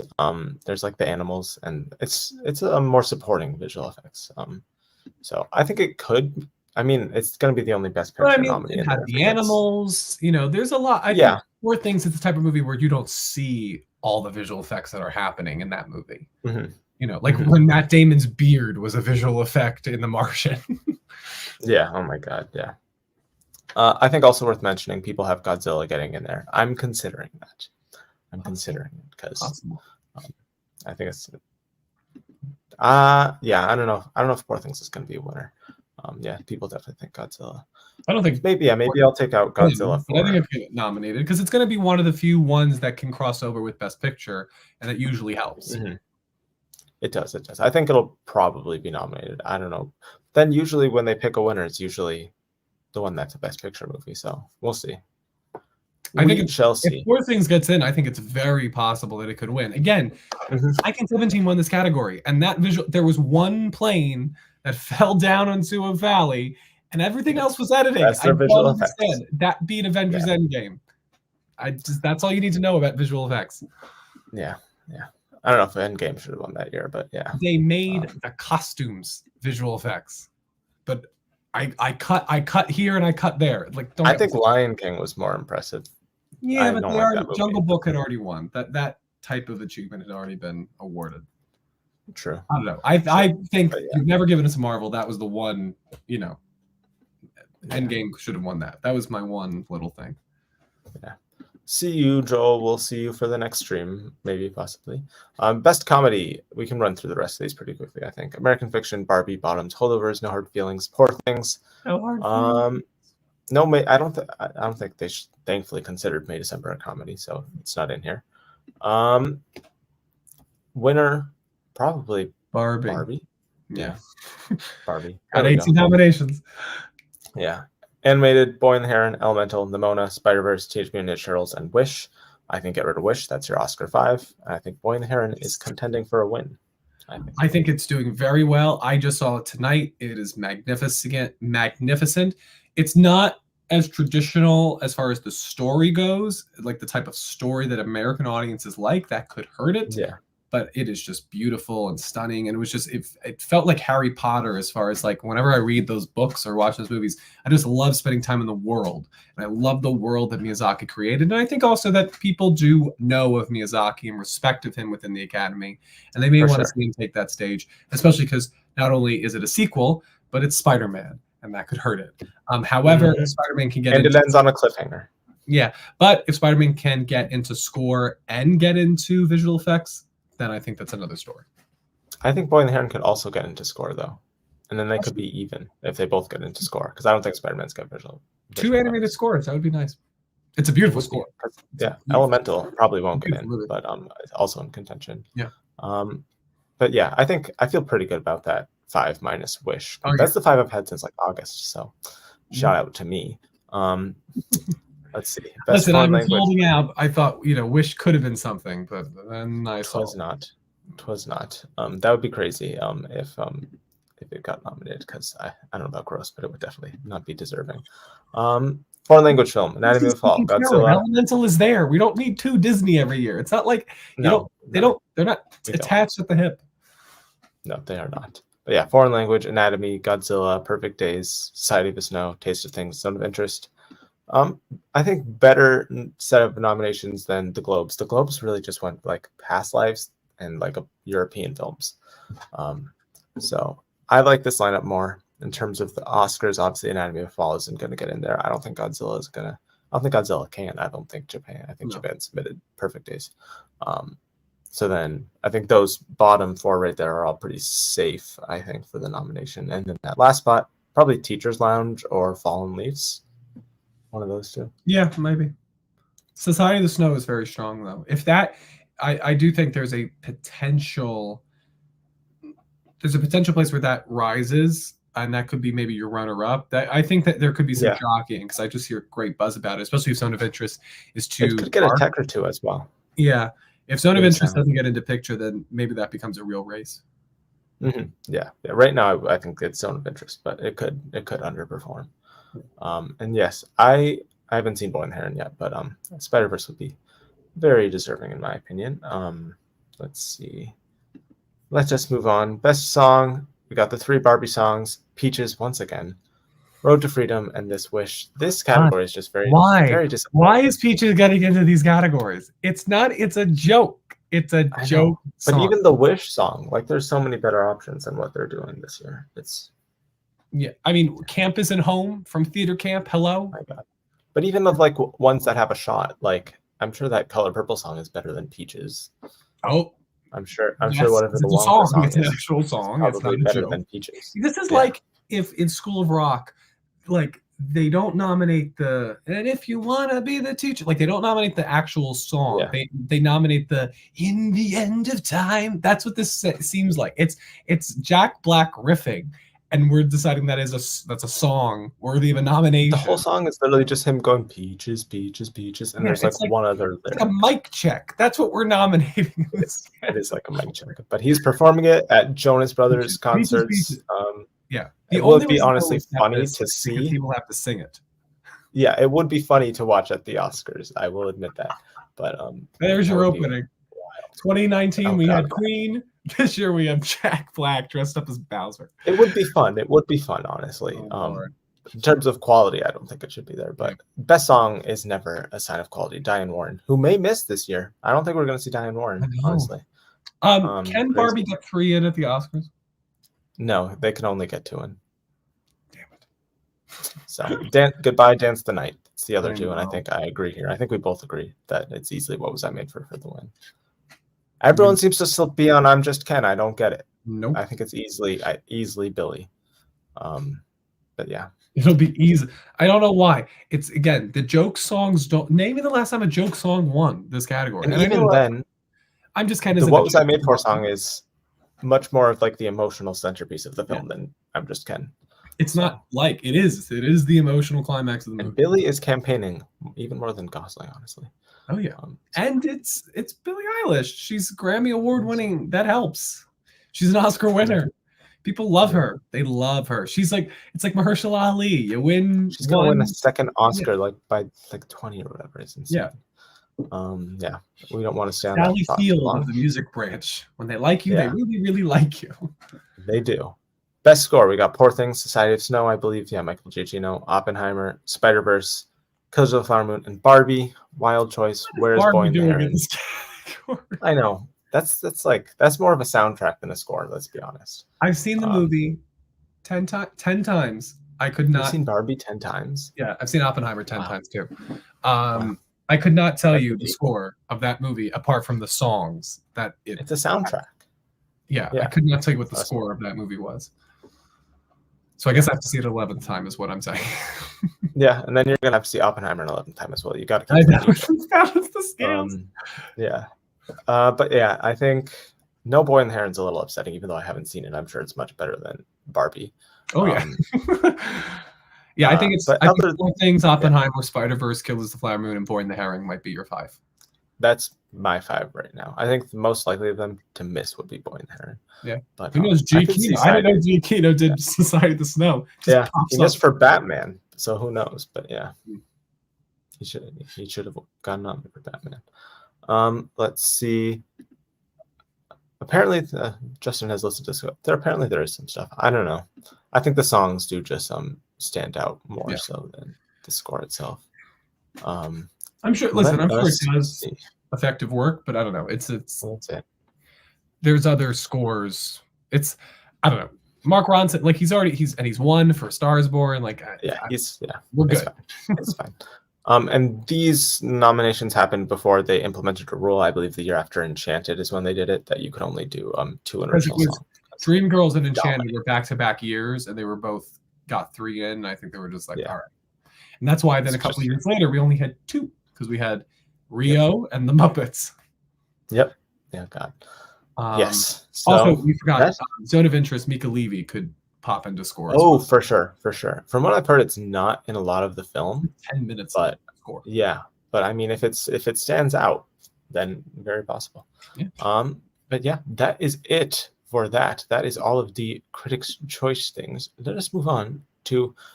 I mean, we can probably fly through the Golden Globes. Yeah. You can watch our reaction video. Thank you all for watching. You helped us pass 1,000 subscribers on Monday. Thank you. We should have mentioned that at the start. Yes, I didn't even think about that. Yes, thank you all for we are now past 1,000 subscribers. It's very exciting. It was and getting my first pool quote in a yes, that was a fun day. Did you post that on Twitter? You should. I don't know if I posted it on Twitter, but if you go watch the latest Color Purple trailer, my little quote made it in. That's your first pull quote, right? My first pull quote. Very exciting. That's awesome. Couldn't be for a better movie, and of course, it's a Steven Spielberg associated project because I just seem to follow. I live 5 minutes away from his hometown movie theater. That just seems to be there's something in the wind. Hopefully, it continues for the rest of my career. Yeah, so exactly. Fablemans was secretly about you. Let's see. Hey, I Thank you also had all. parents who got divorced. Yeah. Well, there you go. Thank you all for helping us Thank you, get thank you, thank past you. 1,000. I don't even know where we're at now, but we're past 1,000. That's all that matters. Thank you all. Let's talk about the Golden Globes. Yeah. Really quick. I don't think there's much to say. We can really just say what we think is going to win. I think we talked about like the big stuff that happened after that. Yeah. But if The there's one anything thing that's popped up since, in the video was no holdover for screenplay. That was kind of the big thing, which I'm expecting other awards bodies will correct. Critics' Choice corrected it. They nominated it. But I think that also speaks to the fact that they don't have adapted an original. They just have 6 screenplay, and it just missed out a little bit. I think that probably because the people, so if you want to pull it up, the people associated with the screenplay, like the people who actually wrote it, I think stand out more. Than the holdover. What's his name? David Naiman, I think. It's like a first-time screenplay. Yeah. Yeah, there we go. Yeah. But best motion picture drama, we already talked about it. I think obviously Oppenheimer is our winner here. Oh yeah. Lock it in. Yeah, unless they do something crazy like the year 1917 one. Yeah. Well, I think they're going to be doing Barbenheimer because I think Barbie's obviously a pretty easy winner here as well. I could see maybe Poor Things, but I think it will be Barbie. Yeah, it's those two. Yeah. There we go. Best director, Nolan. There we go.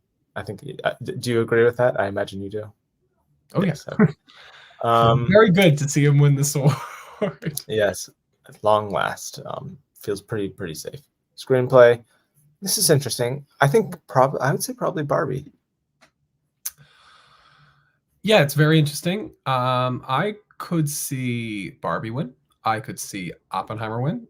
I could see Killers. I don't think Oppenheimer will. I could see Past Lives win. I think this is a very tough category because it depends. Yeah. Are they going to spread the love or are they going to just go with their favorites? Well, they almost always, the Globes, this doesn't carry over at the Oscars, but they almost always give screenplay and director to different movies. So I think since Oppenheimer is pretty safe in director, I think it will be. Except La La Land.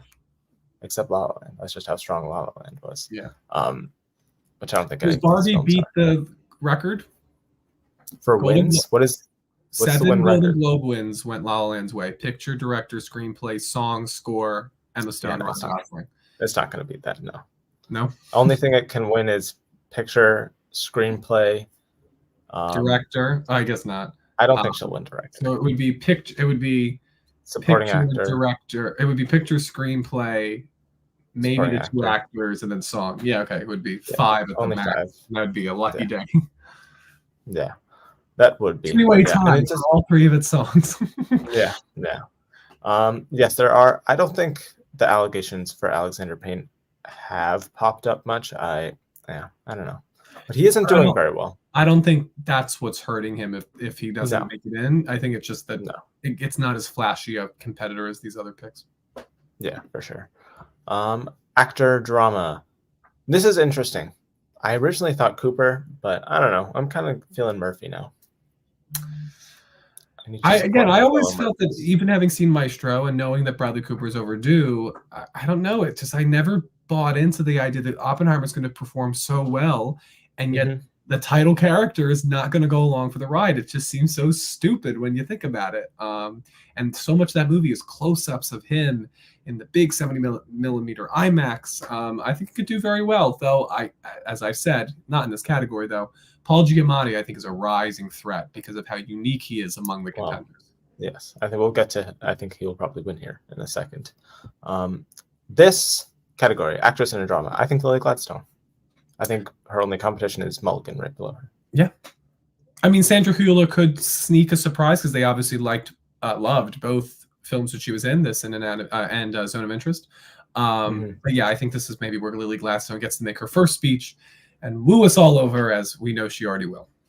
Oh yeah, she's already given speeches technically. So I might just buy the movie at home because I really was looking forward to seeing Killers of the Flower Moon again and give it a second try. Yes, there are also some websites where you could watch it in HD as well. Stop it. Just saying. But yeah, I think Marty looks down on you. That's not how I watched it the first time, Marty. But it's kind of insane to rent a movie for $25. You can buy it. You can buy it for $25. we'll buy it, but still, that's expensive. Hey, Utaka, I haven't gone through, like, apparently there's a whole process you have to go through, so I'll figure out the monetization thing at some point. We just passed it. It'll We'll be get our there. Christmas gift to each other. Yeah, for a Christmas gift by Thank a you for Christmas wanting to time. super chat. Yeah. Yes. Yeah, we'll have monetization, I'm sure, figured out soon. Best performance by an actress in a Do you musical or get comedy. monetized when we cross 1,000? Is that how it works? Yeah, you have to pass 1,000 subscribers, and I think have like a certain amount of watch hours per month. Cool. Which we've always had that. We just needed to surpass the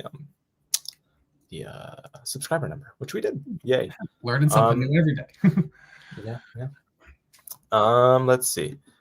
Best performance. Robbie or Stone? I think Robbie or Stone. I would lean Stone, but if they do love Barbie, then it would be. She is Barbie. That's Barbie. What's tough about it. If they're going to give Barbie Best Picture, which is maybe not going to be the case at other award shows. Don't you think when it wins comedy or musical, she gets to go up? She's a producer. She gets to go up there and give a speech. Still, but still, she is Barbie. I think that helps. She's Barbie. And Emma Stone might be too weird. It just might be. I don't like. Maybe it might be, but I don't know. It could be. They've gone for weird before, though. Yeah, I think it's definitely between those two. Let's see how the campaigning goes. Let's see what happens when Poor Things goes wide. I think that's gonna influence. And I agree. I'm in it for the art, not the money. And even if we were making money, it would probably be like $3 a month. So we're happy for those $3, but it's not life changing. Let's see. Best performance by an actor. We can pay for you to buy Killers of Flower Moon at home with the money we get. Yes. We'll build up. We'll build up over by the next Oscars. We'll have enough money that I can buy. There you go. That's the goal. $25. But yeah, I think we were just talking about it. I think Paul Giamatti's winning here. Oh yeah. I mean, he'll give a great speech. Jeffrey Wright, but it's possible. I think Giamatti. I mean, they both have paid their dues. I mean, Jeffrey Wright has done wonderful work, but Giamatti. They're both great character actors. Yeah, I don't know. I got to see American Fiction. I do too. Paul Giamatti is. It's such a great performance, man. It's such a surprising turn. It's such a great character. It's just a character you can really like. You can smell that character. You can like. Just not in a good way. Not in a good way. But no. When it comes to voting, maybe in a great way. It's just such a very distinct. Yes. Really great. I mean, again, I love Bradley Cooper. Paul Giamatti might be my second favorite performance in the main actor category. You like Cooper out of all the lead actors the most? No, I'm saying as much as I love Cooper, he's probably okay. Murphy is my favorite. Oh, okay. Okay, cool. On the same page there. Yeah. And then we'll have to see what you think once you see what's it called? All of Us Strangers. Yeah. Best supporting actor. I think it's either Melton, Gosling, or Downey could win here. Concur. Emphasize. Moving on. Where do if you pick one though? What are you going for? Well, Downey. I think this, Okay. I'm gonna counteract you and I'm gonna say Melton. But I could easily see. Listen, Aaron Taylor Johnson won for Nocturnal Animals, so anything's possible. Yeah, the Globes. I mean, Bassett won last year. I think the Globes often don't always pick the right winners, especially in supporting, because they can't split it up and have a double as many winners. Yeah, but see, this is my thing. I think Gosling and Melton kind of exist in the same realm. I don't think Gosling and Ruffalo exist in the same realm. That is character-wise, definitely. But as far as like the win, I think Gosling and Melton both. I don't know. I feel like Downey's been around longer. Like you consider like when Downey got his first Oscar nomination was back in like the 90s, and he lost because it was finally when we decided to give it to Al Pacino. Like that's how long ago Downey got his first nomination. I think he's been around longer. He's a bigger name. I think he'll win. And Oppenheimer's the type of movie that can bring him along. Like we're talking about the #1 movie of the season. Like of course, it makes sense that he wins an acting award. And I'm just going based off of their nominees as well. They've gone a lot more criticky, and the critics are going for Melton. So I'm going to stick with. That's an interesting possibility. I'm interested to see if the wins reflect this new voting body, or if the wins are going to reflect the same. Because like you have to think that the Golden Globes know why they're popular, and they're going to want to give the same show. Like that's a possibility. This Golden Globes is completely different though. It's 80 people. It was 80 people. Now it's 300 people. We saw that. I mean, they nominated, I forget her name again, from Fallen Leaves. I'm a Yes. poisty. I'm a poisty. I need to get it. I need to watch the movie. Joaquin Phoenix for Beau is Afraid. I think based off of those inspired picks that Critics' Choice didn't do, those kind of more tasteful picks kind of give a Charles Melton vibe to me. But again, I want to see if that reflects in the wins. This is again newfound territory because will the show feel different? We don't even know if we have a host. There's a lot of question marks about how they should have a host by now. Yeah, it's in less than like in a month. So good luck to whoever they pick if they pick someone. Best Supporting Actress. Oh, this is tricky. I think Brooks can still win here. I think we never can. Actually, no. No, it didn't even get into picture. I'm gonna say Divine is gonna win here. I might go Julianne Moore. Interesting. I would love that. Yeah, I think that May December picture nominee here, unlike Critics' Choice, big name, flashy performance. Great in the film. Great. Not very likable. Not very likable. She walks the line because her character is an enigma and like you feel sorry for her, but then also she's so like a monster in some regard. It's such a powerhouse. That whole film is such a tightrope act, and it's done so beautifully. And she's the one who has to walk Best it. film of the year. As much as I love Natalie Portman and Charles Melton, having seen it twice now, like the two of them are reacting to Julianne Moore, and if that character doesn't stick the landing, then the whole movie falls apart. It's very similar to Rosamund Pike in Gone Girl. For sure. And so I truly feel that Julianne Moore, that is a feat of acting, what we saw her do. And she's great in it. And yeah, if they're not but also like Black Panther Wakanda Forever wasn't a Best Picture nominee for the Globes, and Angela Bassett won. So it's still possible that Daniel Brooks wins, especially because I do think the moment it could be similar to Coda, where Coda got big support after the Oscar nominations came out. So despite its lower nomination tally, it was still able to do very well and win all of its races at the Oscars. Once Color Purple opens, that could boost Daniel Brooks. And even though it wasn't maybe at the nomination phase, the win phase could go Brooks' way. But you're right to mention that this new voting body could vote similarly to the critics because their nominations reflect that. And then maybe a Julianne Moore wins or Divine Joy Randolph wins. It's going to change. Jodie Foster again. That would be old Globes. It definitely is interesting to think that if the Golden Globes still have some sway, because they're going to be the first televised awards show, if the speeches come from these indie critic picks and not the typical Globe picks, that could fundamentally change the season. Especially that's why I think that's what's going to happen. It could happen with Charles Melton. I think that first speech, he should be writing it already because it needs to be a great one. Maybe you're right. Maybe Downey has to wait for SAG, and maybe at that point it's too late. You never know. Yeah, I agree with this. I think by the end of May, December, that character, especially that final scene, you see it. I mean, the whole film, so much of it is about. Siri just interrupted me. So much of it is about performance. So I think we'll have a discussion talking about it more, when we do our review recap. Or maybe even if it gets nominated for Best Picture, maybe leading up to that ceremony, we should do recaps or like look backs on each one of the Best Picture nominees. We'll see. And could Taraji still get his nod? I think Taraji's done. I don't think. Listen, that's what I said way back. Is that if Daniel Brooks is that much of a showstopper, that's where you're like Color Purple. That's just where your mind goes. You're not thinking of the other people. I think Daniel Brooks might be so good in that movie that you're not thinking about anybody else, including Fantasia potentially.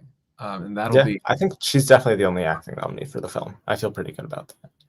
Yeah, that's pretty surprising. Because again, I came out of that screening thinking it was going to get 4 acting nominations. So crazy. I think the film probably needed to be. I mean, it's not out yet, so we'll see.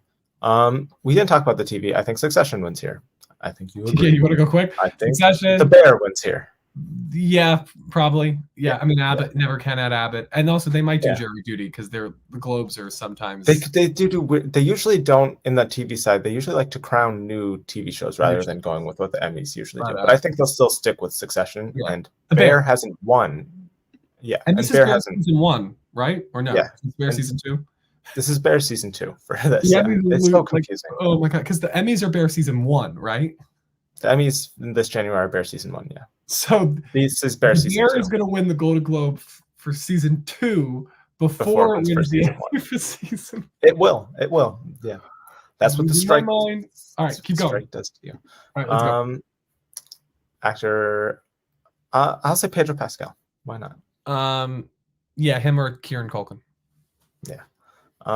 Sarah Snook. Yeah, Sarah Snook. Io Edebiri. Yeah, Or I agree. Yeah, I agree. Martin Short.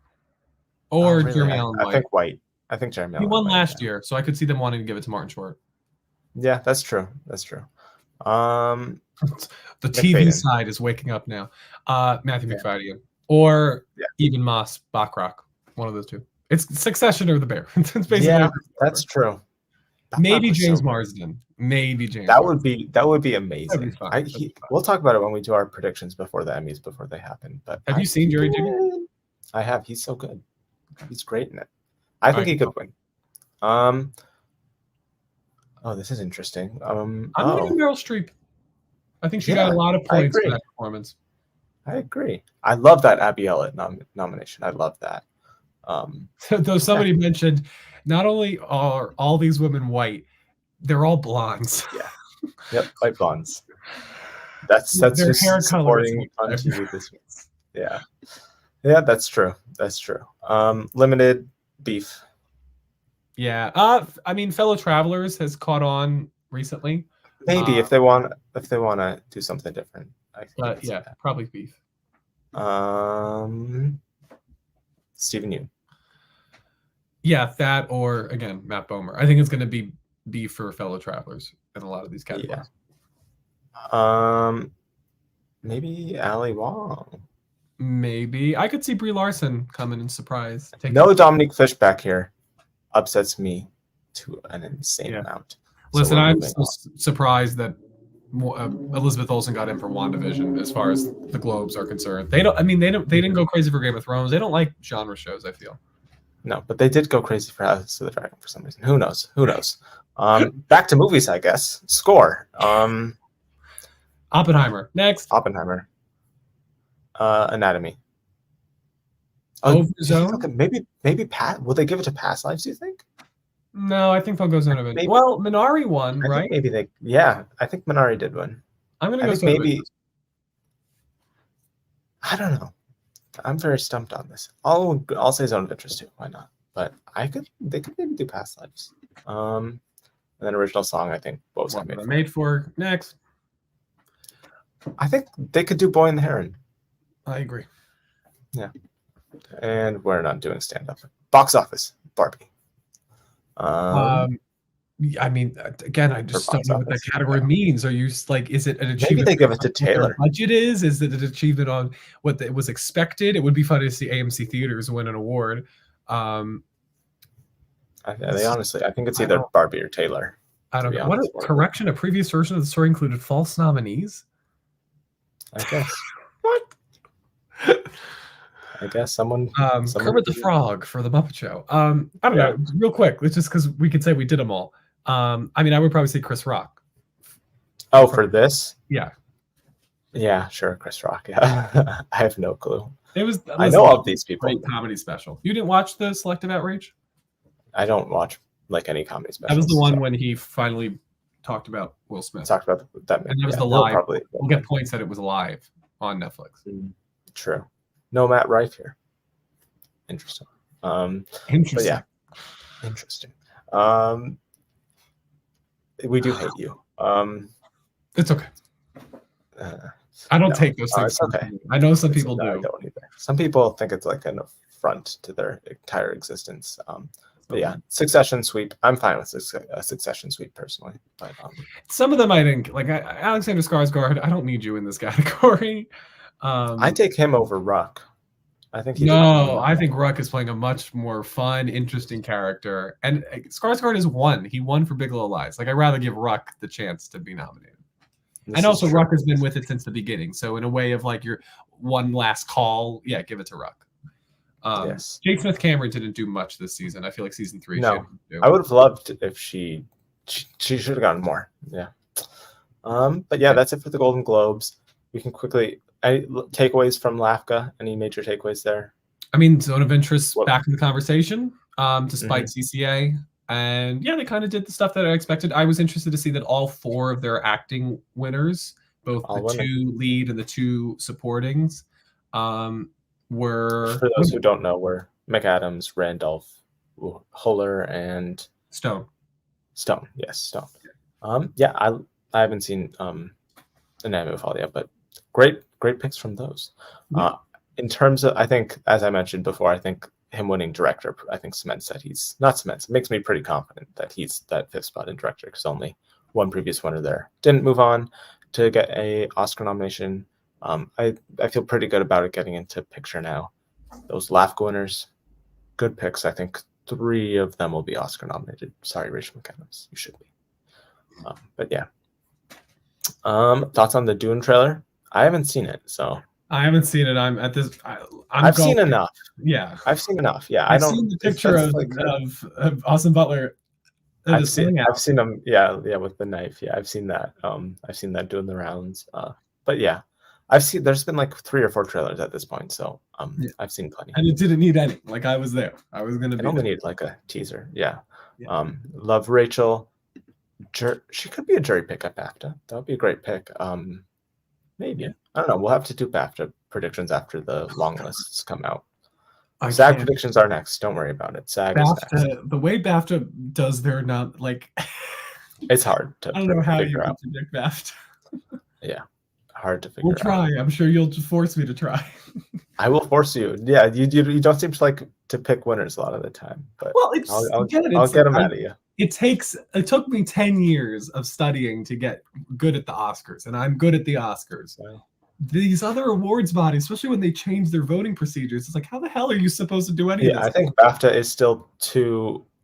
I think it's still. I don't know anymore. We'll figure it out. The British film does well. That's what I could. Poor Things is going to do well. Zone of Interest will do well. All the Strangers hopefully will do well. Spielberg doesn't do well. For some reason, they don't tend to go down that path. So Color Purple, sorry. Yeah, no, I don't think. Yeah, they also don't do diversity very well there, so that also hurts Color Purple. Yeah. Denzel Washington never won a BAFTA. Thoughts on Erica Alexander? I don't think the film is strong enough. I think if there's a surprise supporting nomination, it would be Sterling. I need to see the movie though. Maybe she's incredible in it, and that changes my mind. Yeah, but she didn't get in with CCA, and they did nominate Sterling. So I think that says all you need to know about her chances. Unfortunately, yeah, she's only gotten the Gotham Award, I think, so far nomination. And I also feel like unknowns. Because am I under a hole or under a rock? Erica Alexander, is she well known? I have not heard of her. She may have been in stuff before. You only get in if you're an unknown like that if you win, like if Ariana DeBose, if you're going to win. Mm-hmm. So I don't know. I think that and Ariana DeBose at least was Tony nominated before West Side Story, and in the biggest musical of the last 20 years. That helped. Yeah. Final thing we missed. Of Hamilton goes a long way. Yes. Final thing we missed was the AFI top 10.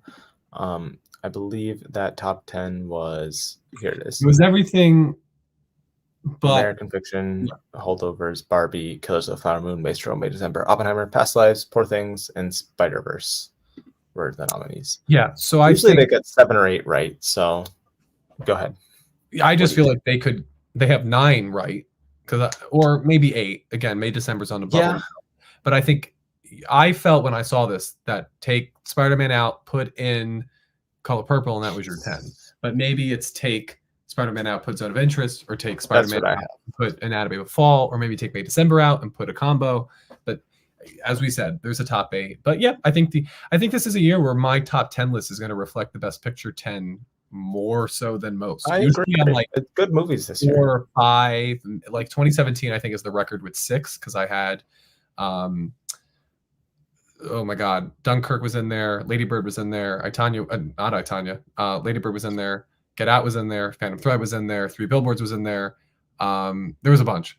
But given how this list is going, currently I haven't seen American Fiction yet, but Barbie's in my top 10, Holdovers, Maestro, May December, Oppenheimer, Past Lives, Poor Things, and who knows, with another watch of Killers, it might join the list. We'll see. Spider-Man is in there from this list. Yeah. Yeah, 7 of these are in my top 10 right now, so Yeah. that's pretty good. That's pretty good. Yeah, I think that is pretty much it. Let me go to that.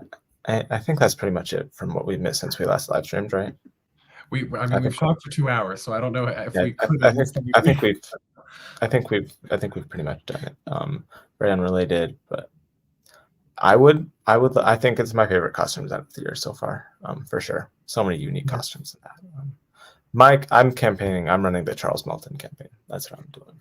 I don't know what campaign are What you running campaign this am I year? running? I don't know. I Yeah, mean, you need to I figure it feel out like, soon. am I running the Downey campaign? I feel like he doesn't need my help, but maybe I he don't think he does. needs that. Yeah, That would be funny because we're pitted up against each other. yeah, we would be. I don't know. Maybe what was I made for? But again, that doesn't need my help. I'm gonna No, wait. yeah. Let me see. Maybe What you should run the Rachel McAdams campaign. Yeah, but I don't. Why? So that I can be Good luck. disappointed? I don't need. Yeah, yeah, yeah. That's true. So I was disappointed. Yeah, but I I was running the Angela Bassett campaign, but in the end, I did pick Jamie Lee Curtis when all was said and done. Like the couple days before, I was like, it's not happening. So I gave up on my girl at the last minute. That's the type of campaigner I am. Yep, that's what happened at the Oscars too. Yeah. Oh, good Lord. Hopefully, a better supporting actress winner this year. That's all I'll say. We got some great options. I will say though, I do think, as much as I like Jamie Lee Curtis, and she saved herself with a great speech, one of my favorite speeches. Her SAG speech in particular, more so than the Oscar speech. I don't. When she's talked about her parents and was like, "Yeah, I won an Oscar," that was beautiful. She's a great speech giver. But and I think again, it was such a unique role, such a unique film. But I would say in your scenario, because it's what you were alluding to, I would say Emily Blunt is probably more deserving than Jamie Lee Curtis. I'll put that there. Still not an incredible choice. Yeah. Well, you still have to see Color Purple because then you're gonna have a different perspective of that whole category. That's true. We've got a Carey Mulligan campaigner here. She's great in the film. She's great in the film. Oh, Bradley Cooper for director. Maybe that's my campaign. Okay. I think you might disappoint yourself again. I know. But it's so good. I'll die on that hill. It's so good. Where he put the camera. There's a shot at the beginning of the movie where you think you're in you think you're in a theater. Yeah. But you're in the. It's so masterful. He repeats that shot again later in the film. So good. I was just like I honestly feel like Maestro is like a film you teach in directing classes. It's like, how do you convey? It's as good as like Pixar when it comes to visual storytelling. Or it's, oh my God, loved it. But Carey Mulligan also fantastic. Yes, she's especially great in the third act of the film. But yeah, any final thoughts on everything? I think next week. What did you think of this past week? And then I'll see what we have next week. I think we did a lot this past week of everything. Yeah. Next week we might have to reschedule because I'll be in New York seeing Merrily We Roll Along, catching up with the boy wizard and friends. And I'm very happy to see that. And I'm going to try and fit in a movie while I'm in New York. Just the times don't work very well. But yeah, very exciting. We're kind of getting into that very important time when people have all those screeners and they sit in front of their television over holiday break. And I'm very interested to see which movies they choose. I'm also interested to see the box office of Wonka this weekend, of Color Purple. That's coming up. That's going to be coming online in a big way. And maybe if it can play like Hidden Figures, I think that's all it needs for Color Purple. And American Fiction. I'm interested to see how that does as well. I'm actually very interested in the box office of American Fiction because I think that trailer is very strong and I think could win some people. I think that's a crowd pleaser too. So we'll see. Next week, it seems like the big thing is going to be the Oscars shortlist, which will be fun. So we'll see. Wow. We'll see how that goes. I know I think next Thursday is the Oscars shortlist. And I think then the following week we'll probably do SAG predictions. Yeah. And then probably our top 10s and such. So, and then we'll have standalone videos for reviews and probably category breakdowns and all that fun stuff. Plenty of fun stuff. Yeah. Yeah. So, yes, we are going to do our top 10. Definitely our top 10 favorites of the. I don't know if we'll do it. We may touch on what we're excited for. I'm excited for Challengers the most of all. But yeah, we will definitely do a top 10 by end of December, early January. Our own nominations and all that such. Yeah. So I'm happy. Next year we're getting musicals. We're getting Joker 2. We're getting Wicked Part 1. I'm very excited. As a musical fan, I will be there for both of those. Pretty much Color Purple carrying over into 2024 as well. So yeah. That's true. Yeah. Okay. Thank you all for watching. Thank you for helping us get to 1,000 subscribers. Amazing. We'll figure out the monetization so Yutaka can send his super chats.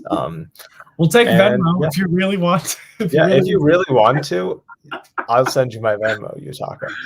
Zelle, whatever. I'll download the apps. Yeah, we do. So yes, thank you all for watching. We'll have a live stream at some point next week. We'll have more videos and such coming. Subscribe. Award season's in full swing. We'll see you in the next video. Goodbye. Bye-bye.